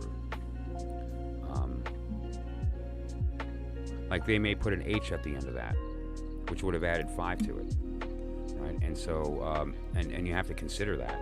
Like, would it be Luana or Luana with like a dot on the end that cut off that consonant? But let's see. What was the value again? 138. Okay.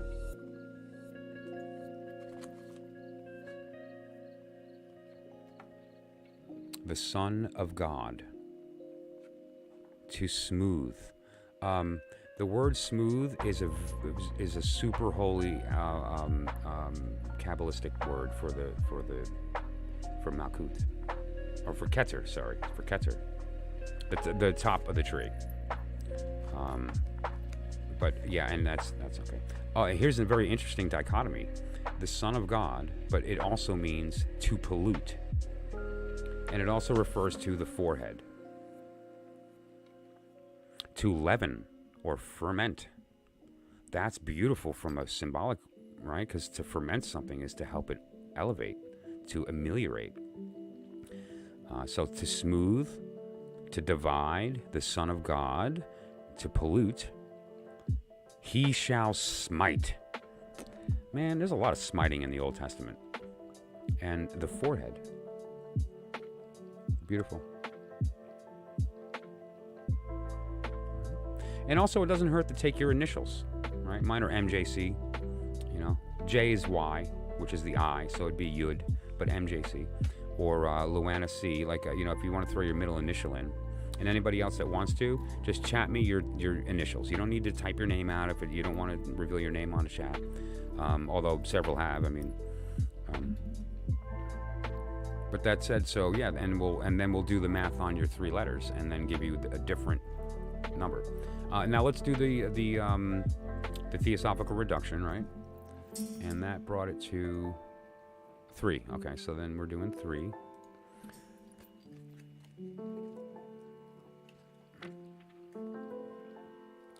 The number of Chokhmah, right? That's the 3rd letter of the top of the tree, right? So this is...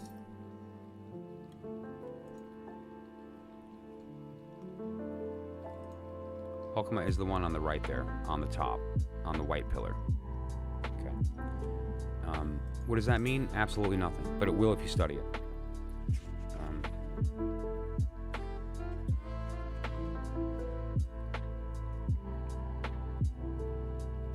It also means father. It also means, wow, love that, to come and go, right? Which makes a lot of sense, considering what we're talking about here. We're talking about coming and going. We're talking about reception and bestowal. We're talking about all that. And none of that. Fun, right? Cool. Anything else fun there for 3? Yeah, to come and go, father, and the number of Chokhmah. Okay. It's also pi rounded down. It's also 1 plus 2, right? Just like 10 is 1 plus 2 plus 3 plus 4. 6 is 1 plus 2 plus 3. 3 is 1 plus 2. LSC, let's take a look. So that's going to be Lamed. I'm not sure. I think I'll do Samic.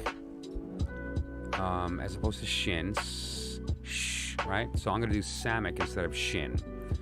So let's take the L. Right? We know that's Lamed. And then we're going to do Samach. And then we're going to do... well, see, I want to do this based on pronunciation. So are you a hard or a soft C? I'm a karrus, so my C is hard.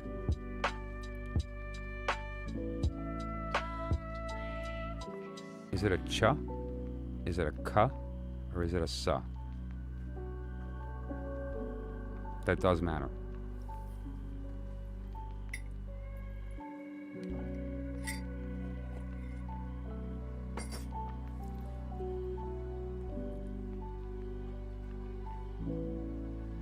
Because if it's a C,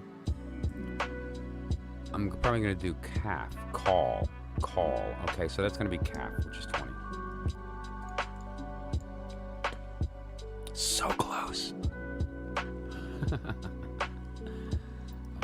111 minus 1.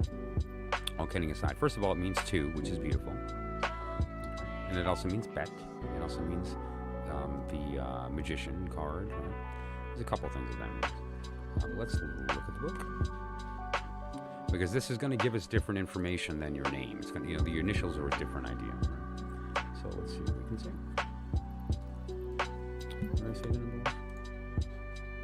110. 111 minus 1.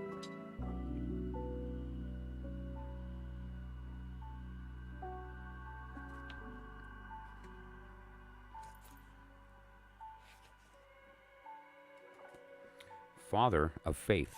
Interesting, because your first one meant father, and now your reduced version is the father of faith. A resemblance, to embrace. At the end of days. A sign. Cool.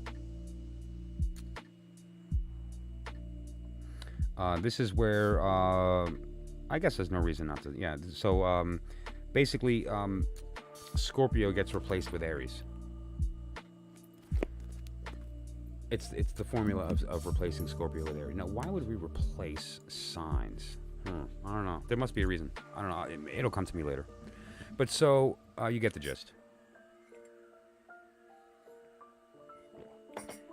Did I say it was a sphere? It kind of is. All right, so that's fun, right? I mean, that's the idea of the outer order. Like, what do? We play with our toys. We have this concept of, like, knowledge. We apply it in this kind of sort of practical way that gives us information. Information can be transformed into truth. It can be transformed into answers. But in and of itself, on its own, what is it?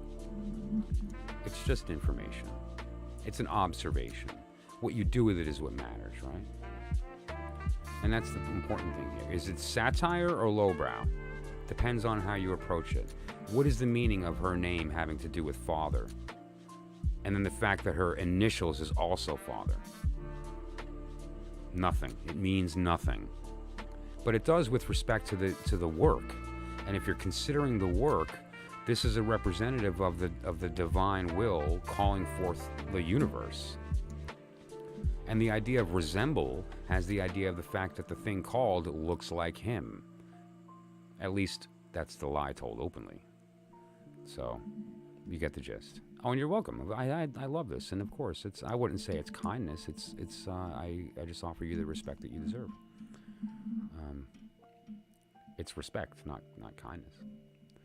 But that said, though, so that's a lot of fun. I enjoy doing that, and I haven't done my initials in a long time. I don't remember them. Let's check out MJC.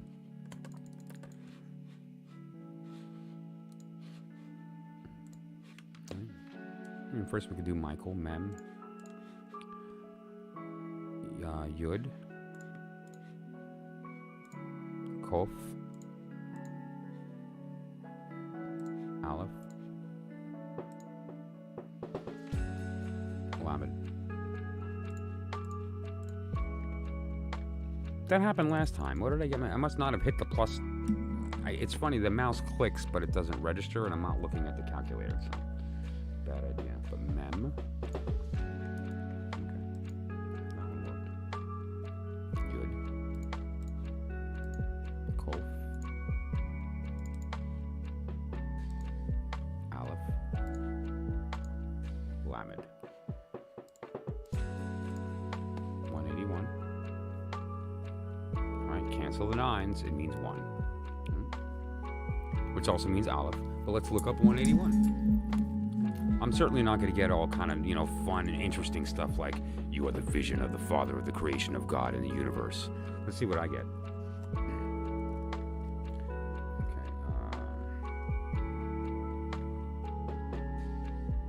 Okay. I must have spelled Michael wrong. Pardon me. No, faulty, vicious.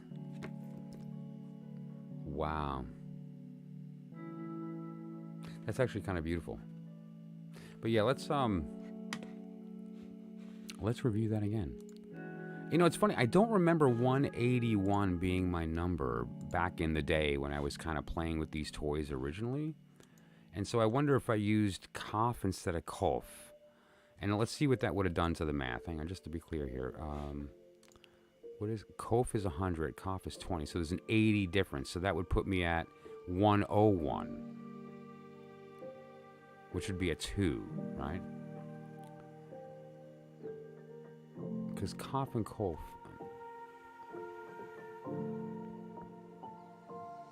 Well, let's ask Google. You know what? Here's the point. Let's get it right.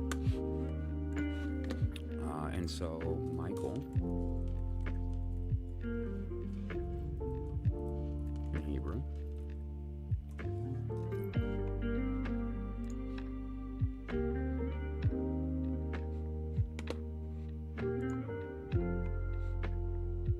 okay, let me read this. Aleph, wait, Mem, Yud, let me see that.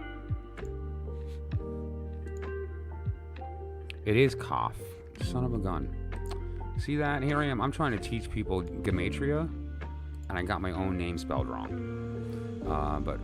Okay. And now this the source of this is. I want to verify it somewhere else because that was Wikipedia. No, all right, it is. Yeah, behind the name. Hebrew. Okay. All right. So sorry, guys. I'm sorry about that. Let's do this again to get it right. Straight through. So what we're going to do is M for mem. Yud for the I. We're going to do Kaf, not Kof.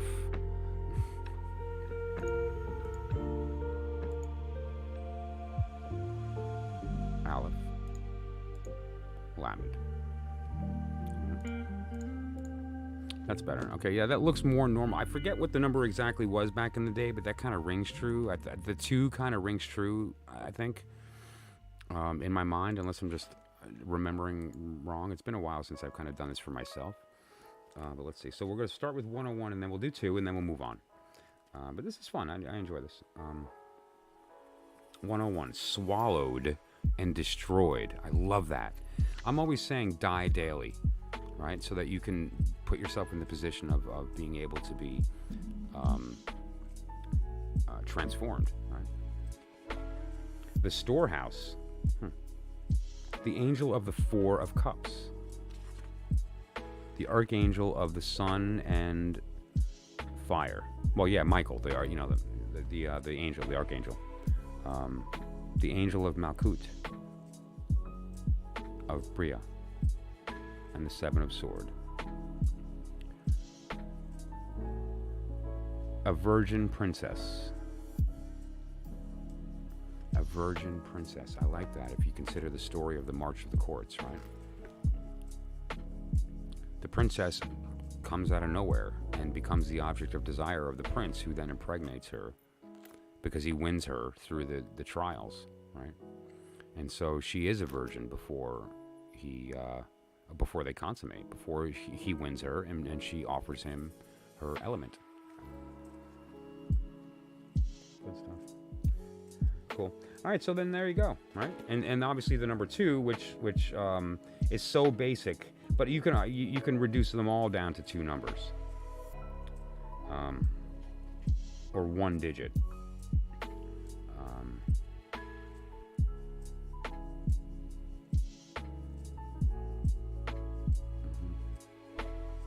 Yeah, just Aleph, the abbreviation of 422.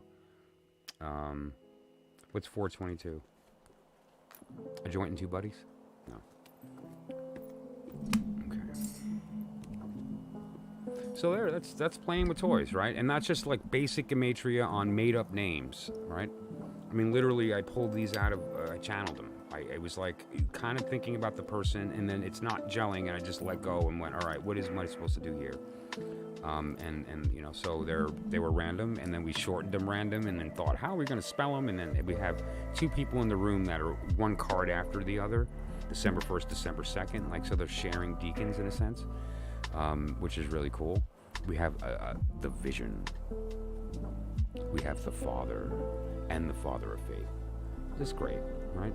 And then there's me, destroyer, vicious. So, which is pretty cool. I love that. So that was great. And if anyone wants any additional fun stuff, like for instance, if you want to do I Ching conversions, right? So we'll take your name, convert it to a number, find the card that's associated, look for the trigram, and then, so you'll have like this little kind of DNA card. Here's my card, here's my birthday, here's my sign, here's my I Ching, here's my gematria, and so on. And so like in your mind, you kind of get a sense of how to apply this a bunch of different ways.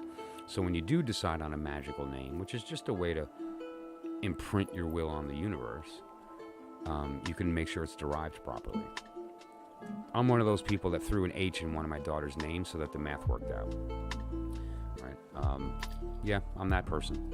Although it wasn't a funky name, her middle name is Rebecca with an H. But that said, though, so you get the idea, right? A lot of fun. And there's a lot that we can learn from this process if we're open to it.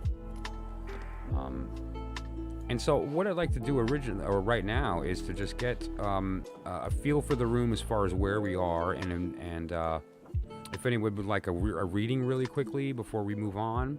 Otherwise, I'm just going to step away for a minute and then come back and we'll continue with the talk. And if that's the case, I'm going to leave you with this to ponder while I'm brewing my coffee. Okay. I wrote down a couple things that came from me today, and I was having a rough time.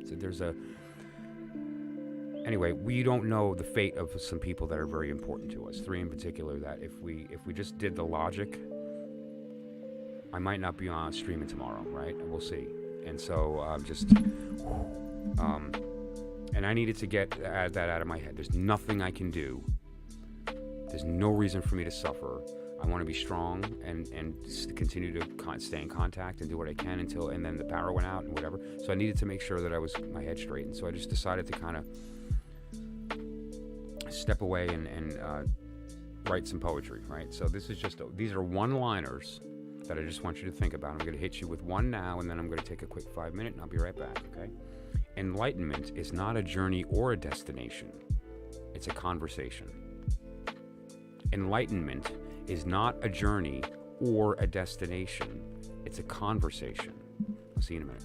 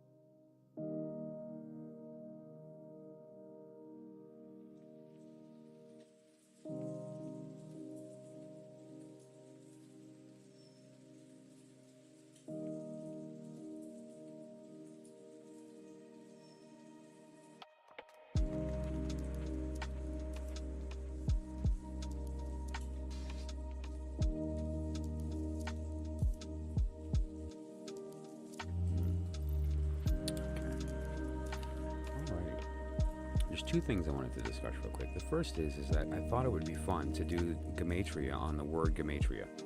I remember I was watching a movie with my daughters once, and there was a joke that one of the kids in the movie told, which I thought was funny. She said, you know, if you Google the word Google, the world explodes. And I don't know why I found that funny. All right, my friend, no problem. I'll see you tomorrow, okay? About 3 o'clock Eastern, all right? 3 o'clock Eastern. I'll send the instructions prior. Good night, my brother. So, ladies and gentlemen, shoo-shoo. So, I just wanted to speak about the name and what that means. What it means is that you shed the identity of Missy, of Lauren, of Uncle, when you enter, of Luana, when you enter the order, when you say it's time to be open to the truth and secret and to have this conversation together. You don't bring yourself in, because that's not what you're here to do, right? We're here to kind of find some truth and use the cards to have the conversation. Who are we? What do we want? How can we navigate this experience while we're doing the work toward that ascension, right? And that's cool. And so it's important when you do that you don't bring your baggage with you. You take everything off and you enter that room naked, and then you put a new robe on. And that new robe includes your name. And why do you put that robe on? So that you are in a mindset that is separate. You are in a different universe, not a different world. You don't enter a different space. You're literally in a different universe when you're in that space. And that space is right here. The space in between my screen and your screen. And I don't mean the ones and zeros floating through the wires. I mean the literal space between the two screens that we're talking through. That's where we are. And when we're in that space, we are our other selves. I am Michael. So, Artie, how's it going? Thank you for popping in. I haven't seen your name in a couple days. So, I thought it'd be fun to do gematria on gematria and see if the world explodes.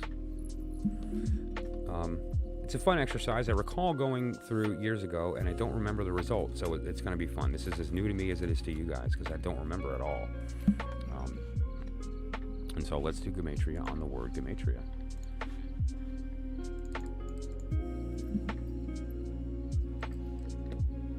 We're going to do a G, which is Gimel, Hey, for the E, Mem, Aleph, Tau, where is my Tau, Resh, Yud, right? Oh my gosh, I've done it again. Okay. No, I'm not doing square roots. Okay. So, one more time. Gimel. Hey. Mem. Aleph. Tau.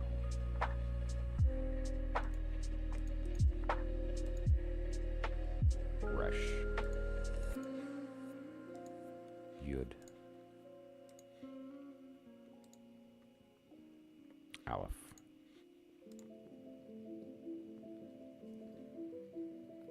Wow. Imagine if they had landed that with a vowel. So 660 means 12, which is a 3. 3 is a pretty good number when it comes to the work that we're doing here, because what is the actual secret of my algorithm? Every 2 has a third. Now 3 is a holy number from that respect. So let's look up 660.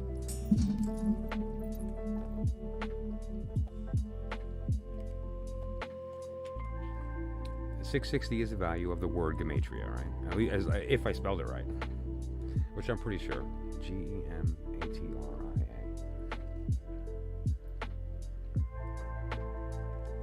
Okay, 660. 60. Okay.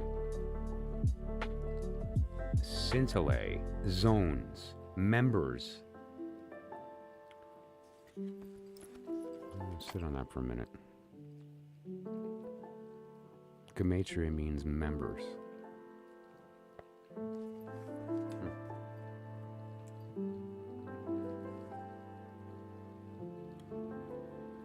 What is scintillate? Why don't I know that word? Scintillate. S-C-I-N-T-I-L-L-A-E. Anybody know what that word means? If not, I'll Google it. S-C-I-N.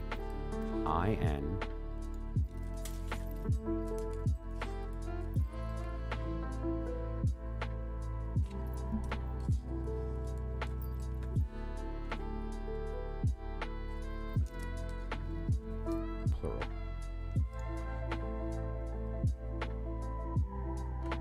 I've never heard that word. Has anybody heard that word? Don't Google it. Don't cheat. I have no idea what that means.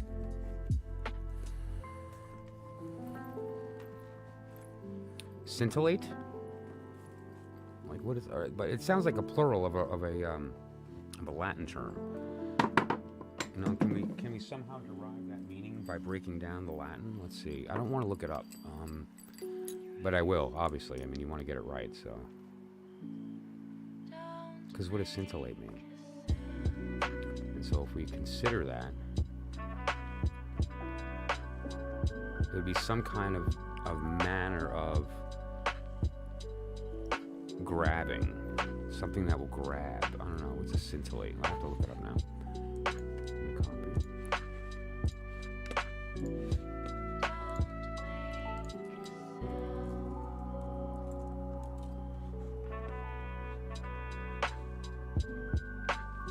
A tiny trace or spark of a specific quality or feeling. The scintilla of doubt. What a word. I'm totally using that word. How cool is that? Wow. We shan't trouble ourselves with this scintilla, for that is the work of the plebeian. I don't know. We can come up with something for that. But scintilla, that's a great word. Like a little... Another way to put that is like the components of something. Like the, you know, if you break something down, each separate little tiny spark or trace will be the scintilla. So, a tiny trace or spark of a specified quality or feeling. Scintilla. Scintilla. You guys hear that? Scintilla. Scintilla. So basically, the idea of gematria means scintilla, which is the spark of quality of a thing. That's so beautiful. Great. All right. Good stuff. Okay, so how long should we wait to see if the world blows up? Oh, I forgot, it already has.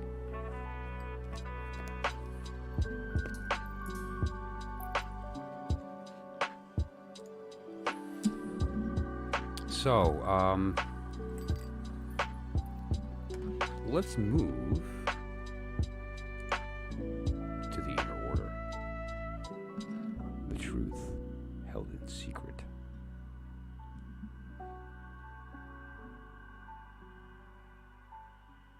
Why is it secret? It's secret not because it's being held or hidden.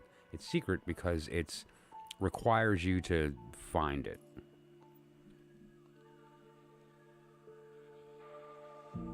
It's kind of like in astronomy, the word occultation. The word occult means hidden, but what they're talking about is like you're looking up at a star, and suddenly it's not there, and suddenly it's there again, because some large body moved in front of it, occulting it from view, and then moved away, and now you can see it again. So you either have to have the patience to wait for the thing that's in your way to move out of the way, or do the work to make the movement happen on your time. And so the idea of hidden is sort of a misnomer from our normal compulsion to add the fact that there's a will behind that hiding. There isn't. It's not like it's willfully hidden. It just is not obvious. I've mentioned a few times here on the channel that this wheel is a very important component. I've used it over and over again to teach the deacons, to talk about the divine order, to talk about this concept of the vortex, right? And the vortex is a big deal, right? The vortex is this idea. It's the whole art behind the science of this system that I've developed, which is the idea of the difference between the the direction of the natural numbers and the elemental march in the divine order. And those counter-rotating forces create vortexes. And those vortexes are the place where possibility turns into reality, right? It's possibility until it crashes. And those places where they crash create possibility in those vortices. And there are many of them. And I've mentioned that this is not a flat disc. We use that for the work, right? So we can look at the sheet, put it down, draw our lines to tell the story or find the cards or to divine the deacons, whatever we're trying to do with the work. But it turns out that, again, this is not a flat disc. It's actually a sphere. And there are not 36 deacons. There's 72 going up, 36 up, 36 down. And they're in a counter-rotating march. Well, there's the march of the courts, but then there's the rise of the proletariat, right? Which is what we are here now. And so one's falling, one's rising. And so one way to look at that, which is a little more appropriate, is this idea. And if you could imagine these as interacting, and all of the deacons on top coming down in a spiral, not a ring, but like one, and then the one behind it, and one behind it, so it spirals down. And then it does the same thing back up. And there's a specific order. This is illustrative. That one on top's not in the exact order. There's a way that it has to be twisted and turned. If only I had a key that showed me how to do that, that would make it easier. I don't know. I'll have to look it up and see if one exists. So that said, and it gives you that knowledge of being able to access the decadent in the higher world. Okay, that's the purpose of this, is to attempt as possible to access information beyond the abyss. Right? Same way that we do other work related to the idea of when you call up to God and ask if He's there, and you hear from below that there is no God, you know what that means, right? And so that's what we're talking about here.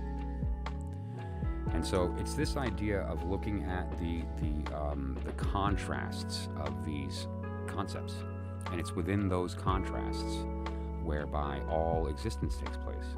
And so if you understand where you are, then you understand the contrast that needs to be applied to get the desired result. If I want purple and I walk into blue, I know I need to add red. If I want purple and I walk into red, I know I need blue. But if I don't know what I'm walking into and what I have, then it's all just a random, roll of the dice. And it was Einstein who said, God doesn't play dice with the universe.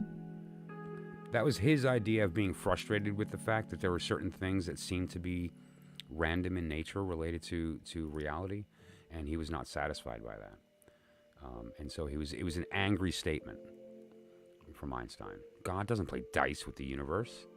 Yes, He does. But the way He does it is by allowing us to be the ones that throw them.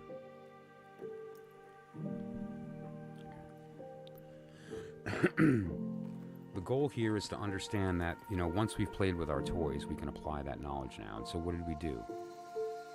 We discovered qualities about yourself through this name that you've been given. It was a random name that was channeled by me, accepted by you, shortened, and then we ran it through the system, and we got some interesting numbers back, and those numbers are attached to words.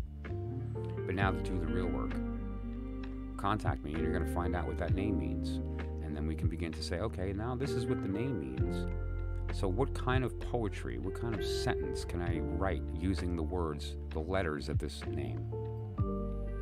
And when you do that, and you do the work properly, to go through that sort of poetic exercise, it can be powerful. Because what it does is it leads you to a further truth, and it also gives you something to apply the algorithm to. Because once you understand the definition of your will, that lets you find the opposite. Which means you put them together because they're not opposites, they're two sides of the same coin, and the opposite of those two together is the truth. And if you don't feel the truth right away, that just means you need to apply the algorithm again. Black is opposite of white, that's true, but they're actually two sides of the same coin, and there's another opposite, which is color.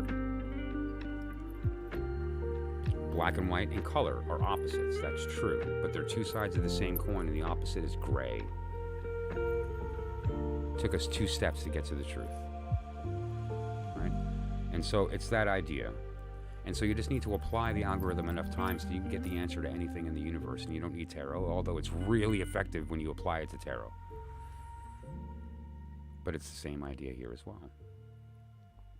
And so, we need something of substantial enough value to apply the algorithm to. Otherwise, what we're looking at is the truth in itself when it doesn't require the application of any math or any kind of system or any kind of... You just need to take in the truth. That's why I like the Tao so much. Yesterday we talked about the Tao with respect to Kangzi, Confucius. Yesterday was his birthday. And Kangzi taught everything I'm teaching just in a different language. He has the Eastern side. And, being born and raised the way I was, the Eastern philosophy is not natural to me. And I've also found is a difficult subject for the Western mind. And thankfully we have Western esotericism as kind of a bridge to that knowledge, but it's a much more complex system. And so if you can find that balance, then you can find the correlations between I Ching and tarot and use them together. And in doing so, get a much greater understanding of the whole reason that you're doing the work, right? And so there's a beauty and a power in that understanding of how order matters. Change the order of the hexagrams and the whole system breaks. It's perfect, and it's perfect for a reason, because it works.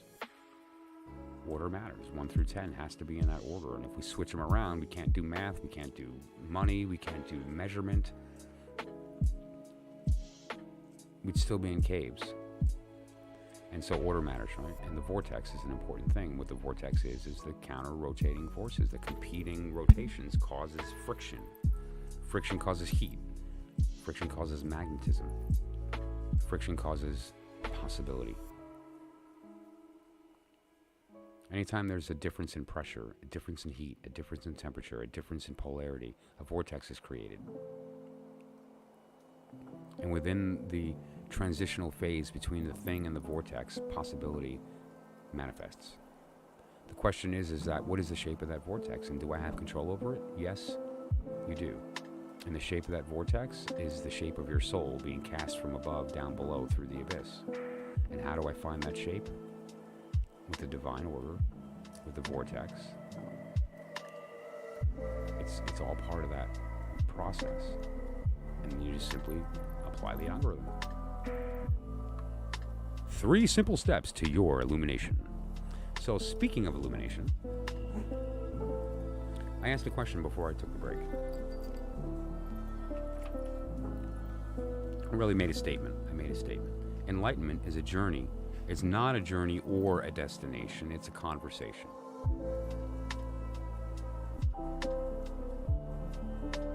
You don't have to go anywhere. You're already there. You don't have to walk toward anything. You're already there.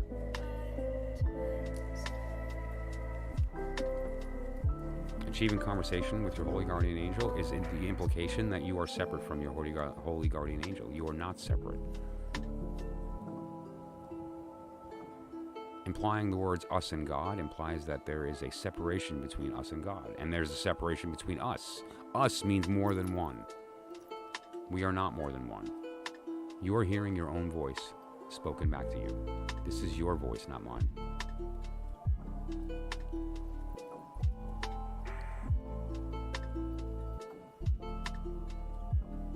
And so how do we use those tools to find truth, but at the same time honor our curiosity? And that's by approaching it with 2 different eyes, right? You approach it with the eye of divine mind in your heart, and you approach it with the eye of divine heart in your mind. You feel the knowing. You know the feeling, and those are 2 different things. You can't approach an intellectual subject mentally when you're dealing with the higher world. It doesn't work there. It's very effective here. Take it from me, I'm a programmer, and you can't emotionally code, right? But that's not what I'm doing. Then that's just a mental activity of regurgitating information onto a keyboard, right? Just getting it out and tweaking until it does what you want it to do, right? But with respect to And yeah, there's a really good analogy there. But with respect to the other side of that, if you process mental activity emotionally down here, that can also be dangerous. This is only good for communication with the higher self. Otherwise, you can lead to a very confused state. It can lead to paranoia and weird kind of, seeing things or hearing things, not auditory, but it changes your thinking in a way that's off track. The order matters. And so, a lot of people will approach this subject and get sucked into the pageantry and forget the work. And then you wind up with these societies that pop up with these like gurus that have this, whatever the case, and convince people of this nonsense that usually includes buying stuff, right? $1,000 weekend seminar, and you got to get this, that, and the other. I'm saying, hey, here's a pile of cardboard that I'll teach you on a live stream how to make up for yourself until I can print it and then sell it for a couple bucks over cost so I can eat.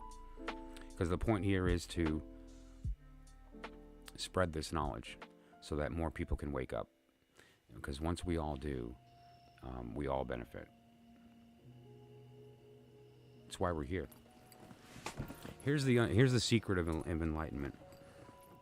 You can't do it alone. We all have to go together. It's true. I don't care how close you are to enlightenment. I don't care how far awake you are. If everyone else isn't, you're stuck here. Is that scary or hopeful? It's up to you. That's perspective. To me, it's hopeful. And it drives me every day. I have the luxury, though, of experience, meaning that I've done the work and I've seen people wake up, and I know I can do it again.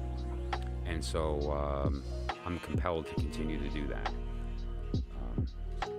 And it was harder in the beginning when I wasn't successful at it and was way above my head and was trying to teach something I was not prepared to teach because I didn't understand it myself. And I stopped doing that, thankfully. I came to the recognition that I wasn't ready. It was a while ago, but still.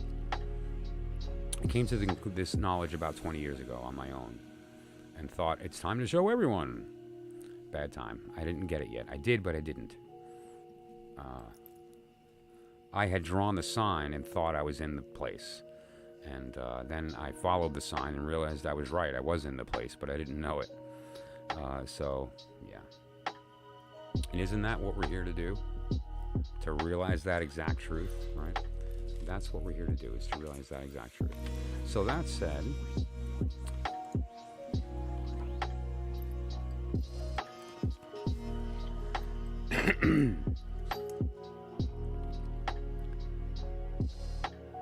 I decided for poetic reasons to rewrite the Lord's Prayer. And I'm curious what this means to people. Now, again, this is a poetic representation, okay?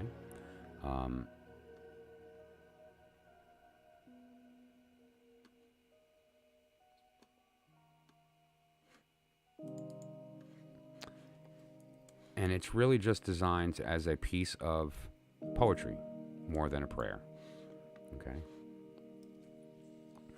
I'm going to recite the Lord's Prayer first, at least the one that I know, for comparison, okay? Our Father, who art in heaven, hallowed be thy name. Thy kingdom come, thy will be done, on earth as it is in heaven. Give us this day our daily bread, and forgive us our sins as we forgive the sins of others.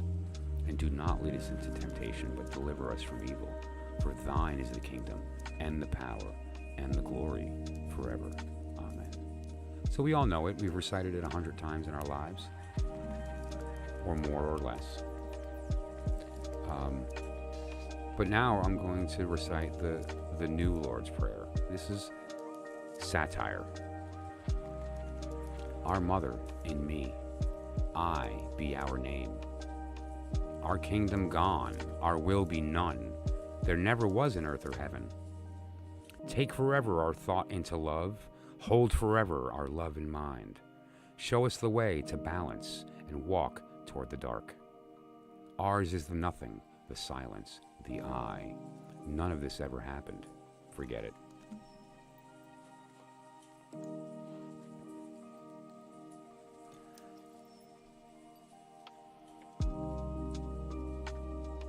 It's a matter of recognizing what it is you actually believe, as opposed to what you are agreeing with that you've been told. Right? That's the goal here. The goal here is to allow the information to ring itself true, rather than us trying to find the truth in it. We don't have to look far if it's true. It kind of rings enough that it says, I'm going to investigate that a little further. And when we do, we find, okay, there was truth there. I did the math, and there it is. But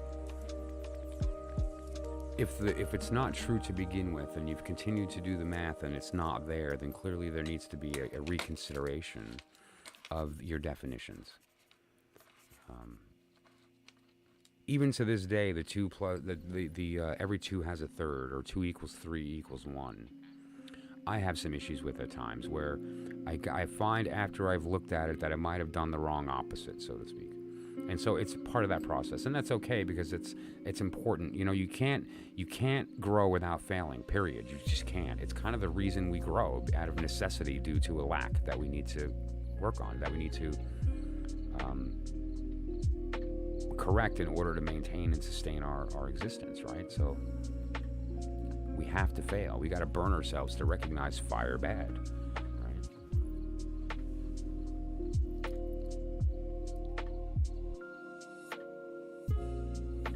But once you sort of have this idea of truth, it's easy to find those opposites that are the same thing,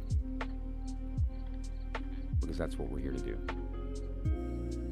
And sometimes it's also good to look at the opposite. Yeah, it's a great story I want to tell you about a pastor, a reverend, that I was very close to.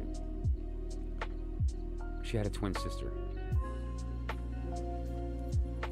And I spent a lot of time just kind of chatting with them. They're really cool hippie ladies, these twins. They played piano and we sang together. Special ladies. And one of them was a reverend, and we were talking one time. We were going through the Bible, and she had brought up a story, and she was not ready for my perspective, because it's different than what I think she was expecting. She said, yeah, I want to tell you the story, about Jesus, and he goes to heal the people, whatever, and then he comes to this house, and there's this man in the bed, and he can't get out of the bed. Like, they lowered the bed into there because they couldn't fit through the door, and they had to get him, because he had to be there for Jesus to heal. He couldn't get out of the bed. And so, Jesus comes in with his superpowers, and, you are healed, right? And so that's the way she considered it. And I said, no, wait a minute. I don't want to be this guy, but can we go back over that scripture? That's not what he says. What he says is rise and be healed, right? You're not missing anything visual. I appreciate that, though. Thank you for that. So, what we're talking about here is when Christ entered this person's home, he didn't say to him, I've healed you, so now get up. What he said was, rise, and then you're going to be healed. Meaning that, know it, and it'll happen. The power, it wasn't in Christ's ability to heal that man. The power was for Christ to convince him that he was already healed.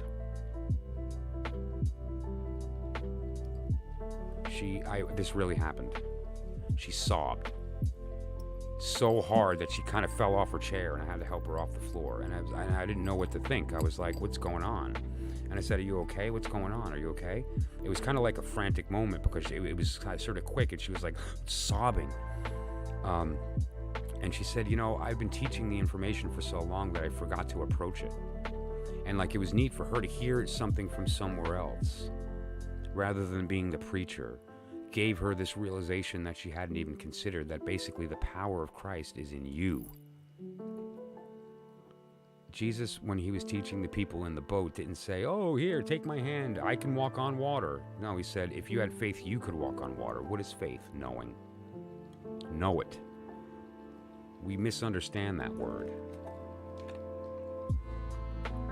Faith is not, acting in absence of evidence. Faith is knowing it's there. So you're fearless. rise and be healed. And he was. The guy got up. Praise God. Jesus didn't heal anyone ever. Jesus never healed one single person. He transformed them. That's what he did. Jesus transforms, okay?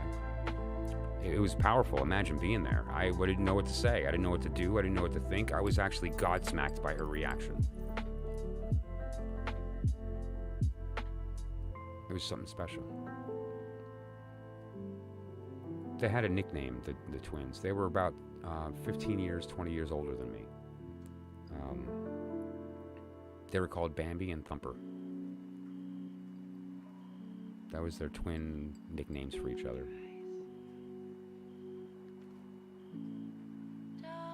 They were pretty cool people. They were great people. They were walking it. But it was interesting to see her pop because it changed the way she preached. Right? When she had the realization that what Christ was doing was instilling the Father in us, not Christ in us. Like, we're not meant to. And what is the Father? It's us. It's just a reminder of who we are. Okay, we're not here to learn. So I made a second statement today when I was trying to clear my mind from the fact that I'm concerned that everyone I love in Florida is going to drown. In order to remember, we must forget.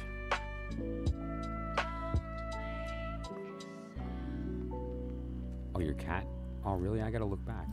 I must have missed it. Oh, is it a comment or a chat? Because if it's a comment, then I don't care if it's nonsense. At least it's a comment. I can't get anyone to comment on my videos. It's like really. Although Shushu has commented on one or two. There's a few people here that have. I'm going to take that back. That's a bold statement. It's too broad. But really, it's hard to get people to comment on videos, and that matters more than likes.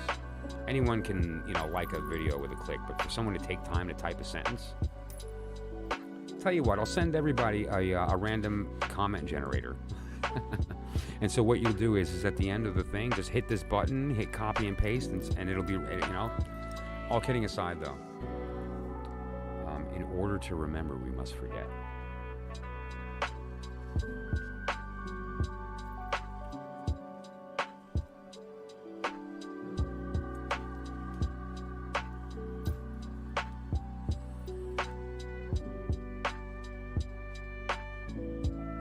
There's something that came to me today. I'm sorry, I just got lost in this thought because it's a beautiful one.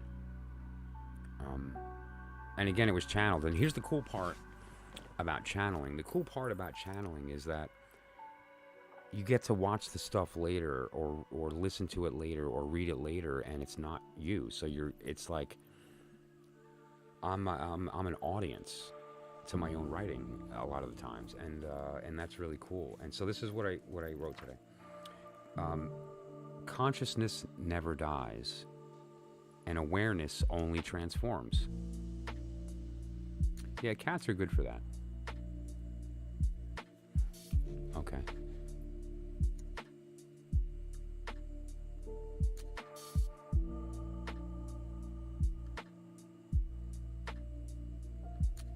No, I'm not seeing it. I know, where is it?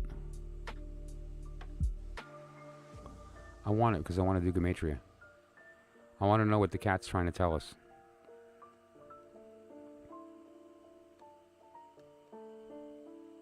About 5 back. Let's see. Oh, Brianna, I just saw you in here. No problem. Thank you for popping in. You don't have to apologize. Thank you so much for saying that. But really, I understand. And a lot going on is a big deal. And if you want to talk about that, let me know. And if you don't, then I understand.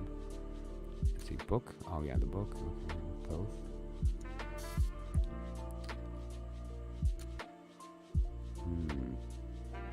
Maddie, I need you to, could you cut and paste what your cat said? I can't find it. And I don't know, I'm just, maybe I'm not looking correctly, but yeah, I'm just curious because I want to do Gematria on it. Why not? Let's play with our toys.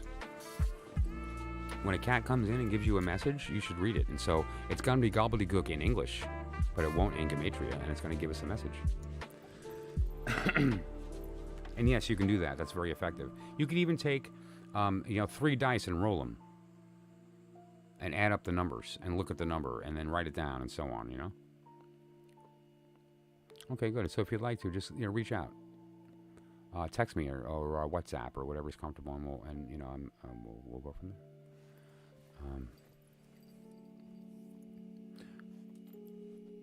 Right about Artie saying hi. Okay, there's Artie. And right before that, am I on? Oh, you know what? Why does it do that? The software I'm using sometimes reverts my live chat to top chat, and I miss things.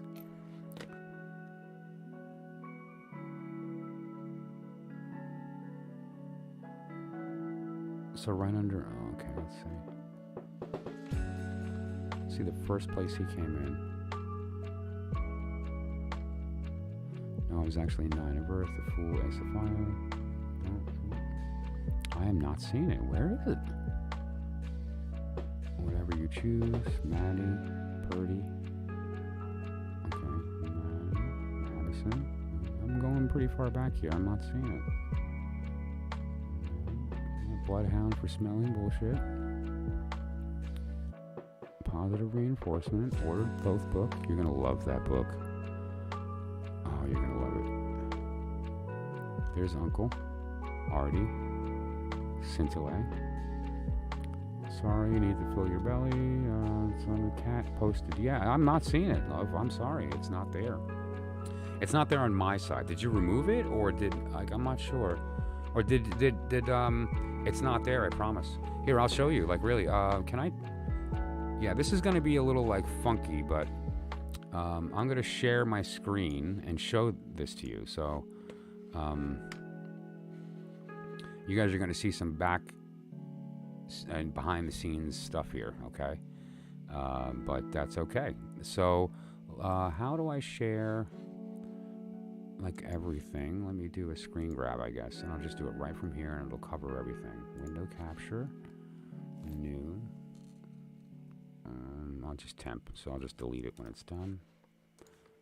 Okay.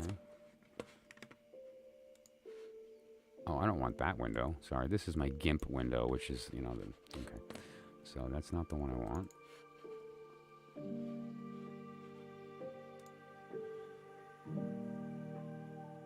Oh, you know what?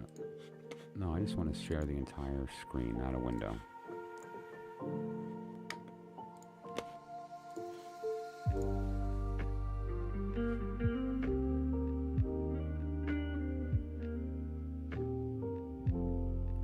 Display capture?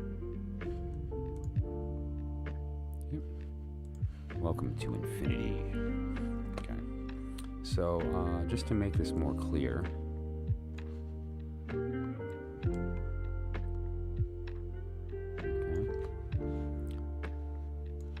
can you see that? So we're just going to start from the top here. All right, this is crazy if it's not there. I'll type it out right under Uncle Noob. Here's Uncle Noob. And then Artie saying hey, and then me saying scintillate, and then there's you saying sorry I had to fill my belly. So I don't see it anywhere. I'll go up a little more. Luana, you talking about Book of Thoth. All right. It's not here. And I'm in live chat mode. This is everything. Before I was in top chat. And so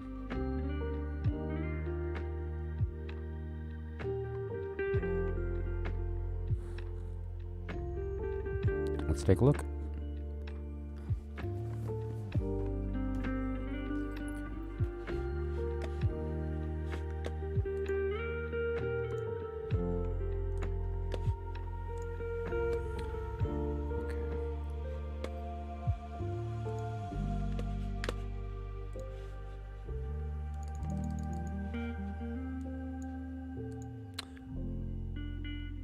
So here's the deal. What we're about to do is, just to be clear for everybody in the room that may have missed what's going on right now.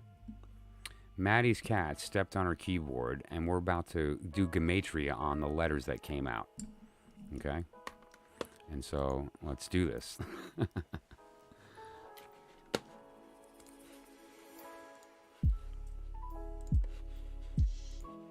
Aleph.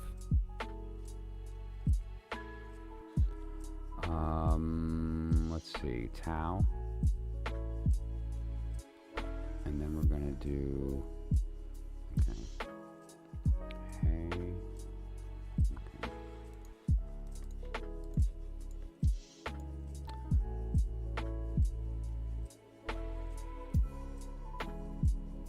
Tau, Yud. Let me just make sure. Hey, and then Tau.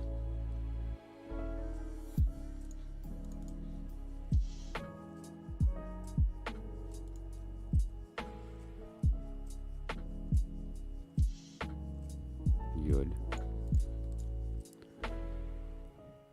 Let's do Kaf, since we had that problem before.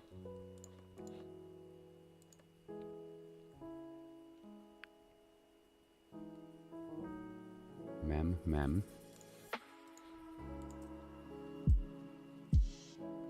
Hey.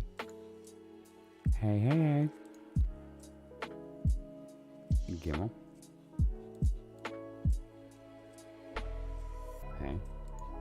Hey. 1, 2, 3, 4, 5, 6.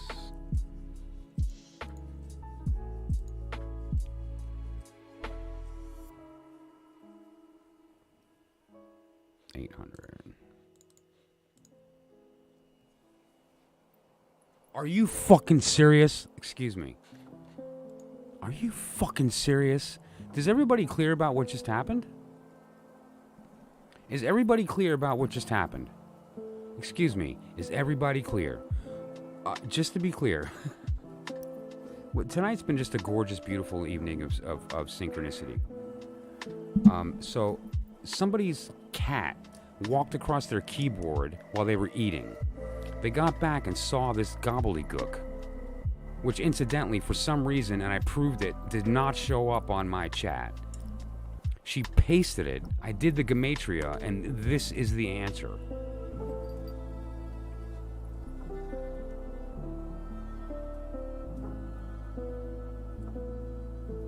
Okay, first of all, just to be clear for those that are uninitiated, there's 22 cards of the tarot, 3 groups of 7, and then the Fool. This is literally the diagram of the tarot.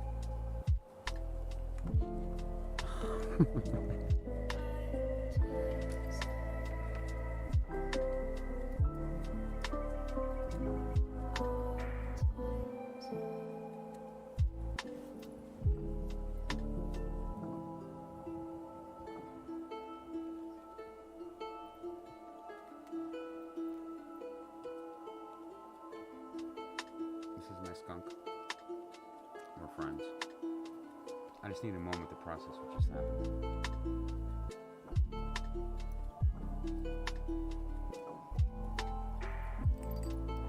Wow. Awesome.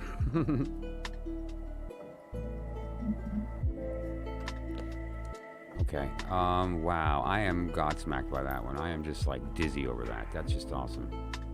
Sure. Well, 777 is literally the 3 sevens, 21, right? That's the total number of the majors. The Fool is not a major. The Fool is the same as the universe. They're the same card. It's 2 = 1 type of thing. Right?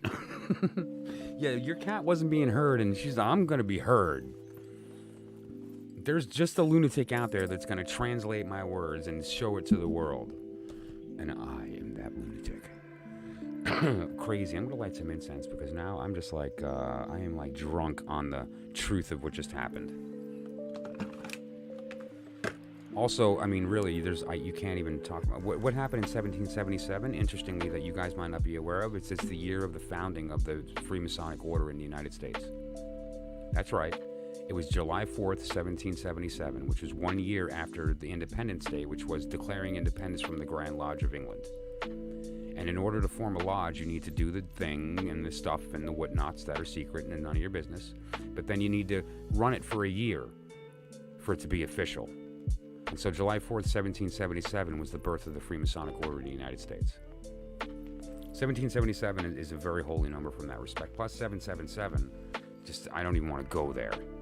Right? And then we have the idea of it's literally the diagram of the the major arcana. I mean, just come on. That's just so, just to be clarified, what just happened. That's so great. And you guys can go back on the video and see if I got the math right, because I was paying attention to click, because I've had some issues tonight, so I'm like really paying attention to the clicks. You know, and I was trying to reduce the number of clicks by like taking all the, you know, and adding, and you know, that's just great. Let's do the thing. 22 is a 4, right? That's beautiful. That's literally everything. The 3 elements creating manifest reality and then returning back is what we're here to talk about. 4 is like the holiest number. It's literally what's happened. It's what's happening. But you get the idea, right? Wow, that was cool. I love it when that kind of stuff happens live, too. And there's been so much of it tonight that you can't deny it. I mean, really, I'm burning yellow for air, for mind, for communication.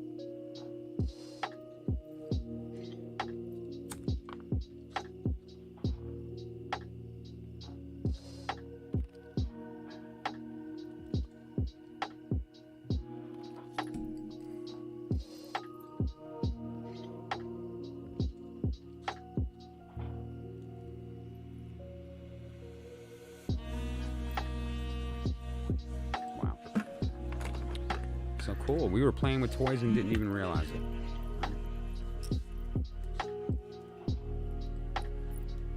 So that said, I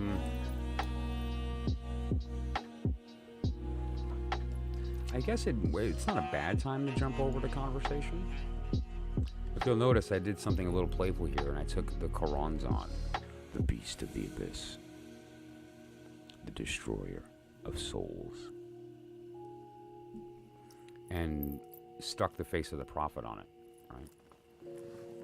This is the beast of the abyss. I drew, I painted, or paint. And then that face is the face of the Messiah from a vision, the new prophet. That said, though, I stuck them together to have fun because reasons. So, conversation. What is conversation? Talk, listen. Talk, listen. Talk, listen. Right? It's that back and forth. Talk and listen. That's what we're talking about. And the thing that's being communicated lives in between. The talking and the listening happen here and here, and then the listening and the talking happen here and here. Okay? But the conversation's happening in the middle. And that's the only thing that exists. Sorry to interrupt. What are you talking about? We are talking about the synchronicity that just occurred tonight. But no, I moved over to conversation, and we were talking about what is conversation. And more importantly, where does it exist? You have the talker and the listener. Talking, listening. Talks back up, listens. Talk, listen. Talk, listen. Where does the conversation happen? It happens in the middle, right? It happens in the middle, where these two things connect. And that's where it happens. It's not here, it's not here, it's in between.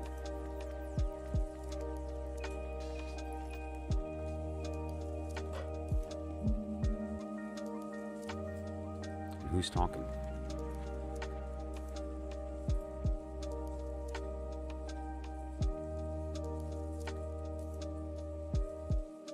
Does anyone see the face in the background that is in the card death? Are you talking about Rider-Waite?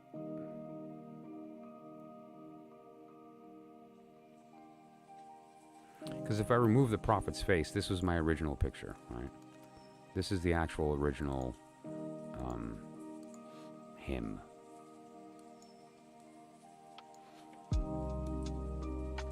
And just to be kind of clever, I stuck the prophet's face on it.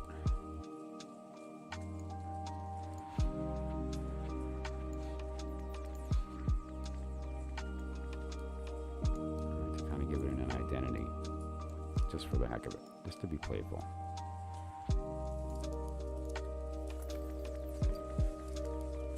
on the right side. Okay, hang on, let me just shut this off. Oh, you mean in the High Priestess? Or where are we looking?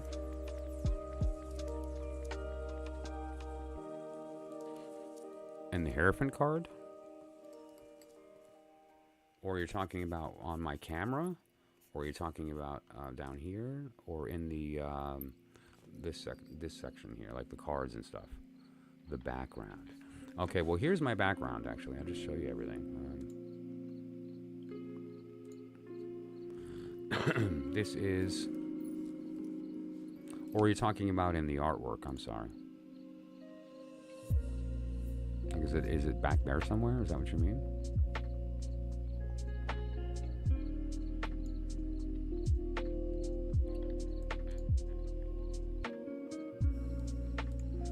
Maybe. Gosh, I would love for you to point to it. It's one of these things like looking for something in a cloud, and then when you see it, you can't unsee it. You said to the... Oh, wait a minute. Is it kind of to the right of the... you know what? Let me share my screen again. Did I turn off temp? Yeah, let me get that back.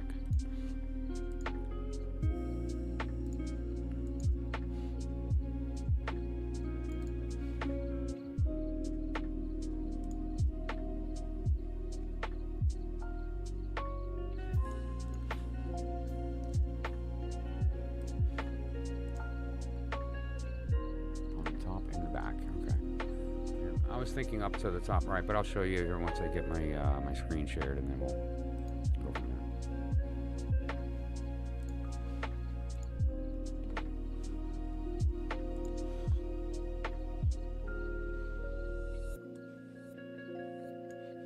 there. Up here,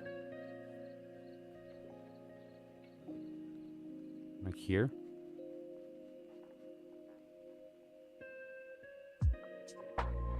Interesting too that it's kind of right next to his head, right? It's interesting.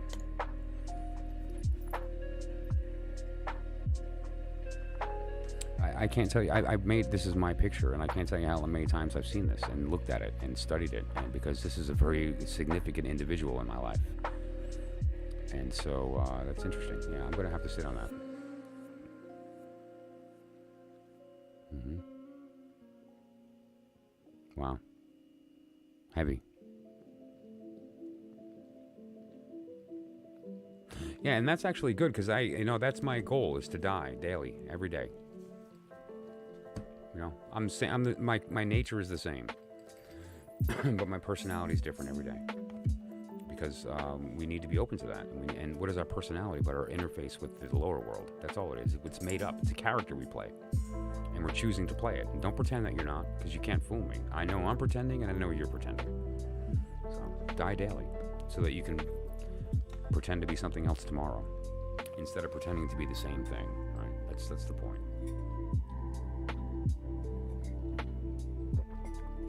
And what are you pretending to be? Alive. You are not alive. You are life.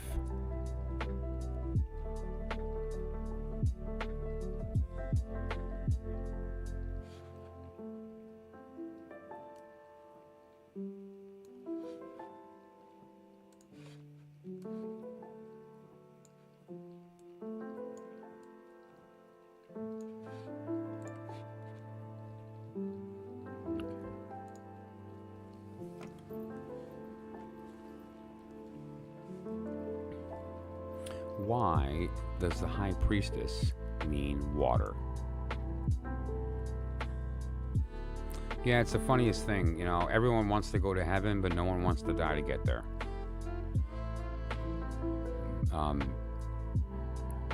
That's the truth in secret.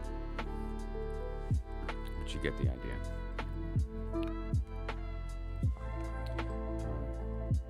Wow, this was a cool night. I knew I wanted to switch it up and do a little different, not focus on the deck at all, not get into too much of the heavy stuff, and just kind of keep it light and fun, and but at the same time sneak in some truth, and I think I accomplished that. And anyone who participated did also. There's a couple of really cool things that happened here tonight, right? That I was not expecting to happen. which is really cool. I spent the entire day stressing over this storm and the fact that we can't communicate with people who, for all intents and purposes, are trapped under 12 feet of water for the next 2 days, and they're not prepared for that. And I'm expecting there to be maybe a very difficult conversation tomorrow, and so I was just really distracted. I did not plan it all for tonight. I am very capable of having conversation on the fly related to these conversations, related to these subjects rather. And so I thought, I'll be okay. I know where I want to go. Make yourself some notes, like a couple bullets, and just go with the bullets. That's what I've always done. The bullets are usually in my head, and so it was really random. And the only thing I gave energy to was the naming, where I stopped and I said, no, let's do some naming. And so it was such a beautiful synchronistic night that all this random stuff just happened. And it's cool that it's all, because everyone tells the story and you get the yeah right, but it's nope, we got it on video.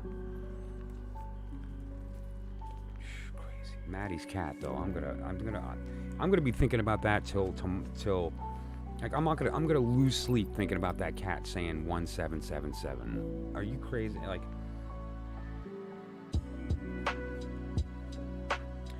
consciousness never dies, and awareness only transforms. What does that mean? What is awareness? This rock is aware of the desk. That's why they're not passing through each other. That's the first level of awareness. They're at least aware of each other's existence. They're acknowledging each other by not allowing each other to pass through. Neutrinos are assholes. They won't even acknowledge my existence. Come on, that's good stuff. Any physicists in the room? Yeah, reach out tomorrow and I'll tell you what it means. That's the first level of awareness. The second level of awareness is a tree, a plant. It's aware of the ground, but it's also active. It takes from the ground. It takes from the sun. It receives.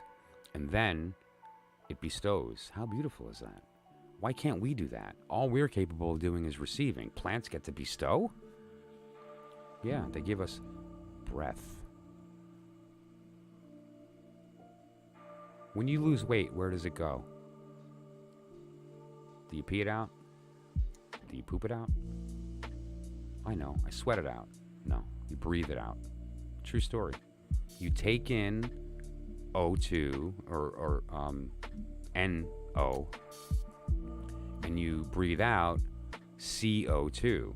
You're breathing in nitrogen, you're breathing out carbon. You're getting rid of carbon. We are what we breathe, not what we eat. And plants provide that air. So what are we breathing? But literally the breath of God from the plants. And there's a level of awareness that comes along with that breath, right? How did God give Adam life? He breathed into him. And what did he breathe into him? Awareness. That's all you are, a point of awareness. That's it. The problem is what you're being shown isn't the truth, and so you're aware of a lie, but we'll get there. Then there's the next level of awareness.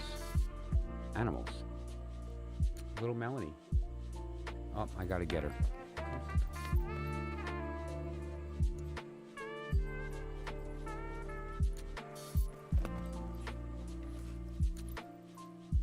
Is she conscious? Of course she is. Is she aware? Of course she is. You're aware. You can see the world and you know love.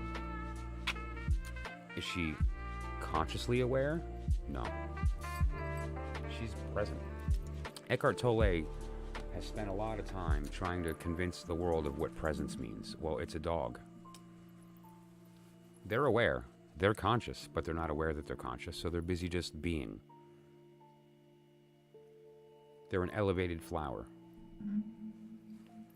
And then there's us. Another level of conscious. Only now we are aware that we're aware.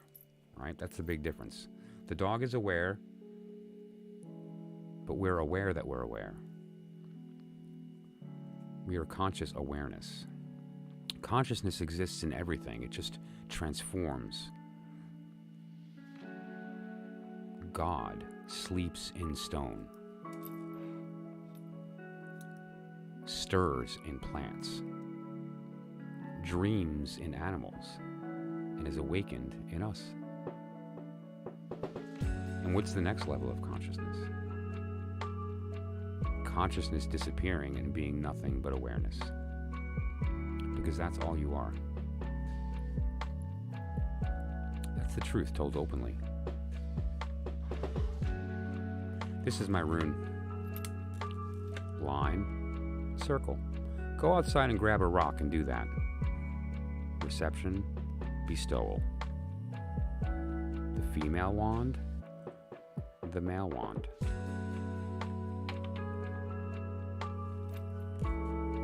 So, my garden is my favorite thing I do and have. Plants are my everything. You know,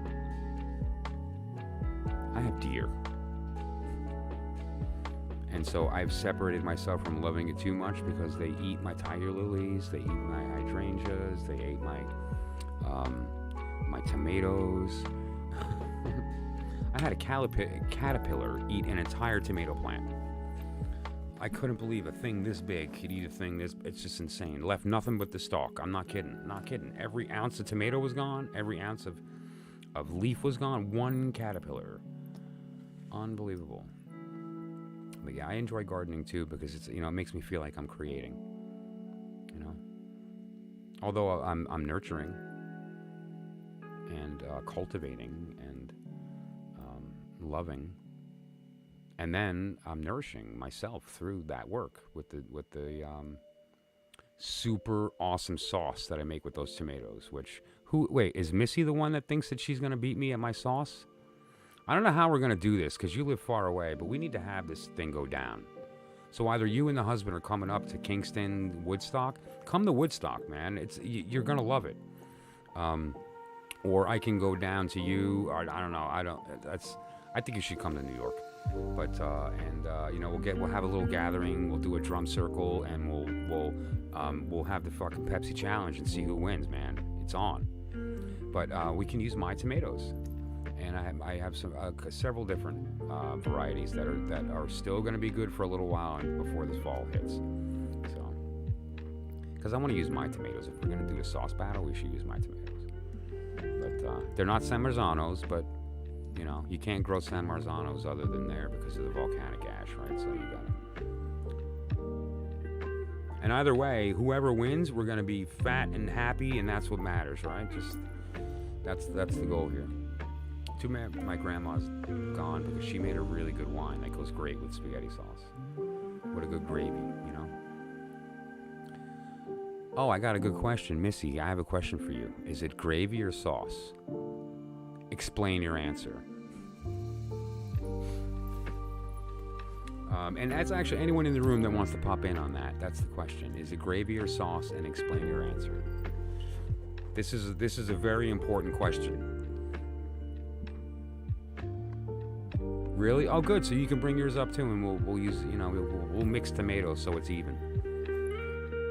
Because I don't want to be responsible for my sauce not being as good as yours because my dirt's not as good. That's not fair. We gotta judge the sauce for the sauce, man. The gravy. Here's my definition.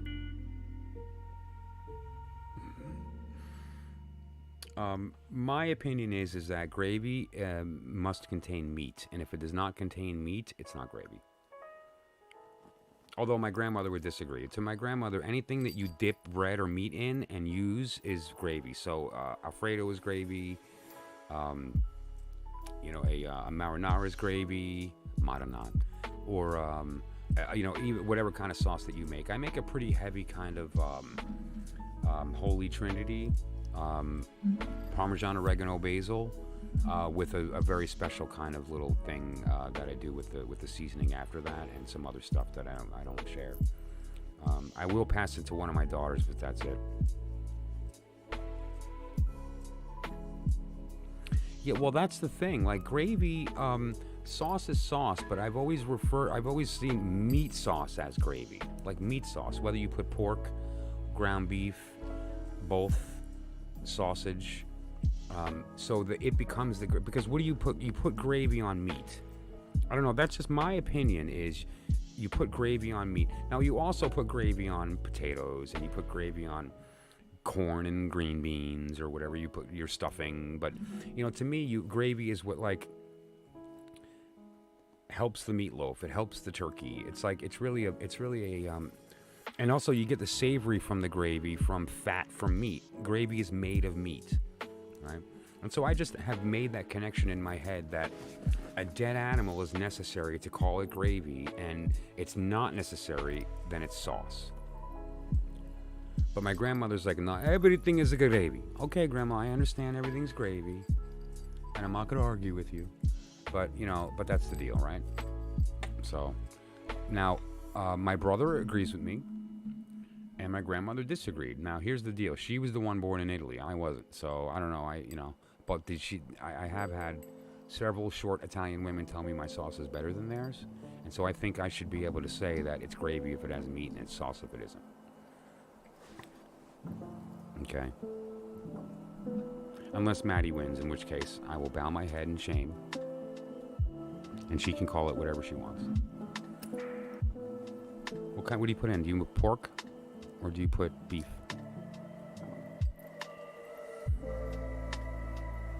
This is like the 4th day in a row my kidney is throbbing. Well, that's an opinion. So, everyone's opinion's a little different. But, I mean, think about it, right? Don't you put gravy on meat? I don't know. It's one of those things, But, yeah, it's funny stuff. So that said, what's a fun way to end the evening? Who wants a quick reading before we go? I'll throw out we'll do a good one for somebody, and I'm going to actually get some sleep tonight before 6 a.m.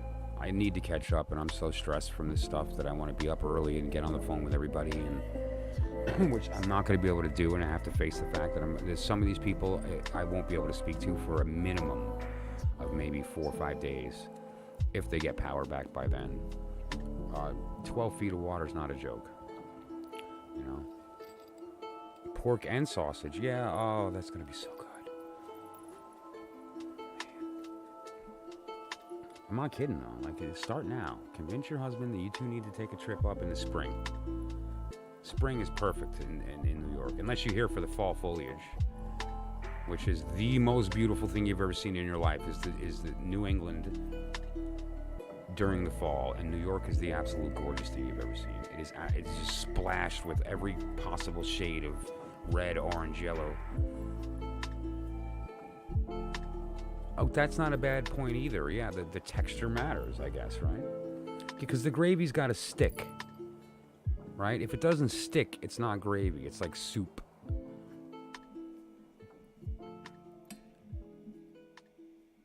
But yeah.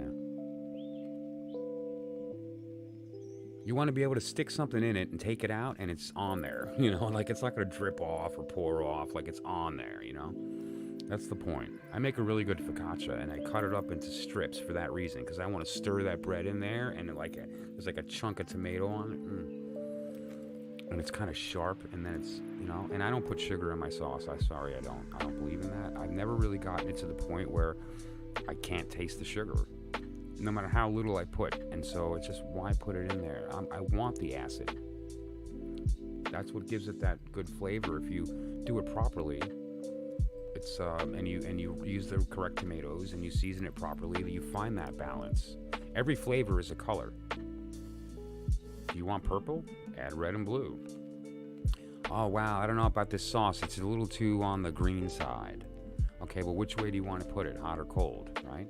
You know what to add or remove with your spices. Your job is to do the work of the Wiccan and learn your herbs. What color is this? How does it go with this? Does it love that or hate that? Are they friends or enemies? And you can learn how to season anything any way you want by just doing colors. You paint your flavors, right? I live in New Hampshire. Oh, I love New Hampshire. All right, you know what? Sorry, she wins. And I can say that empirically. I lived in Vermont. And so, and Vermont and New Hampshire are twin sisters practically, right? When they're just upside down and stuck next to each other as a rectangle cut, and although New Hampshire people are a little more chill than Vermont people are very chill. But Vermont also has the highest density of lawyers per capita in the United States. And you can't beat live free or die. What do we get? The Big Apple. Live free or die. Come on, that's just cool. New Hampshire doesn't fuck around. Like, oh, you don't like what we're doing? Get out. Do me a favor and keep your city shit out of my mountains. That's cool. You know, I tried, and my basil did really good. And everything else kind of didn't do so hot this year. My tomatoes did good. My peppers completely were a failure. Could not grow a pepper to save my life. But yeah, and my herbs. But I have enough basil to start a basil company. But that's the only thing that lasted. Nothing else really survived this year. It was weird. So my tomatoes did good, and my basil did good. But I'm gonna have to buy oregano from the farm stand, the local guy here. Before it's too late. I like the fresh stuff. I want to dry it on my own. But so yeah. Wow. Let's do this then. I'm just gonna throw a no, I'm not gonna lie. I'll talk to you soon. Thank you, Maddie. And again, contact me and I'll give you the full spelling and the meaning of the name, and we'll go from there, okay? This is the card for the evening, Queen of Wands. Now, what do we know about the queens? They all mean water. What else do we know? We know the suit. Right? In this case, fire. That's cool. Yeah, I don't know. Maybe you had better dirt up there or something. I don't know. Well, it's not really the dirt as much as... I'm not sure what it is. I also had some like weird stuff that... some of my tomato plants got really weird stuff going on. I don't know, yellowy, and did some things that I've never really had dealt with before. Very strange. Thank you. It was great. Tonight was great just to kind of, we took all this heavy nonsense and now we applied it and watched the synchronicity happen. When you apply truth, it becomes undeniable. And tonight was just evidence of it all over the place, right? And all we were doing was playing with toys. Imagine when we apply it to the actual magical work of finding the truth.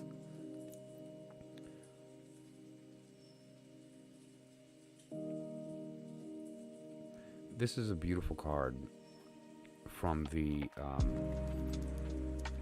symbolism of the idea of the watery part of fire, the will, driven by the heart.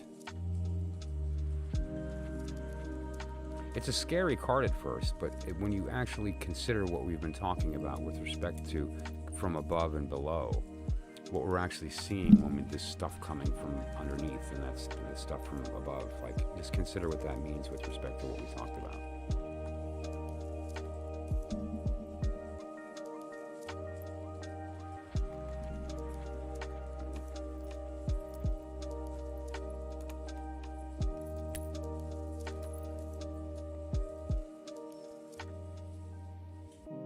So, feel the knowing. Feel it.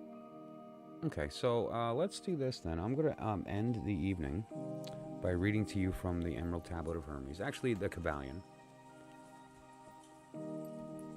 It's 2 books. This is the Emerald Tablet, which is really just a couple of pages. It's very small, and most of the rest of it's commentary on the tablet. Chapter 7. Why not? I opened up the 7, so let's just read that since we got 777 from the cat, and the cat knows. How do I know? Because it told us the actual number of trumps. It told us the year of the foundation of the lodge in the United States. It told us all kinds of stuff, right? That cat knows some stuff. Did she reveal what the cat's name was? We'll have to remember to ask her tomorrow. If somebody knows if she revealed the cat's name, then let me know. I'm curious what the cat's name is. Okay. Chapter 7. The all in all. While all is in the all, it is equally true that the all is in all. To him who truly understands this truth hath come great knowledge.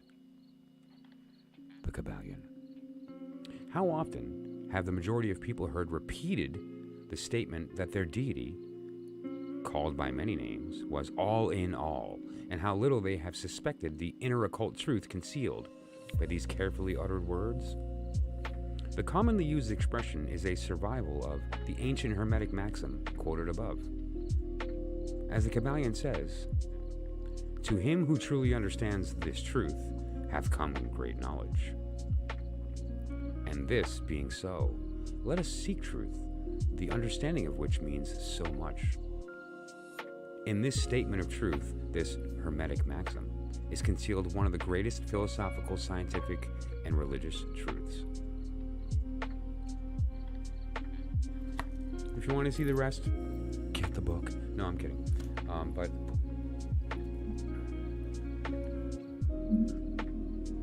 Kibbs, love that. Kibbs.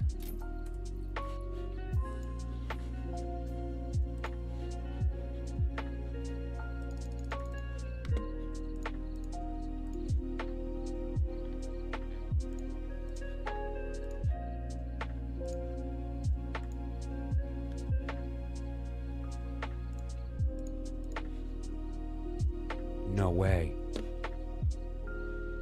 No way. 93 is a very, very, very holy number. It's the greeting in the Thelemic order for a reason.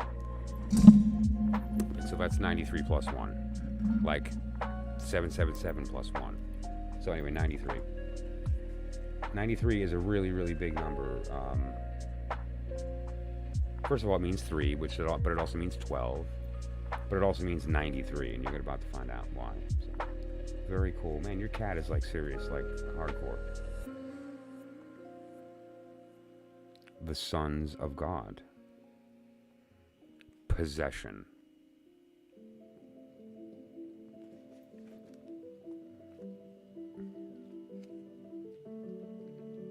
Oh, that's interesting. It also means incense. But we didn't get 93, we got 94, right? We got 93 plus 1. 94.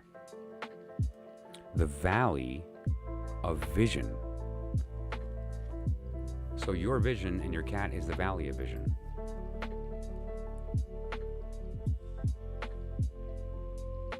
A window.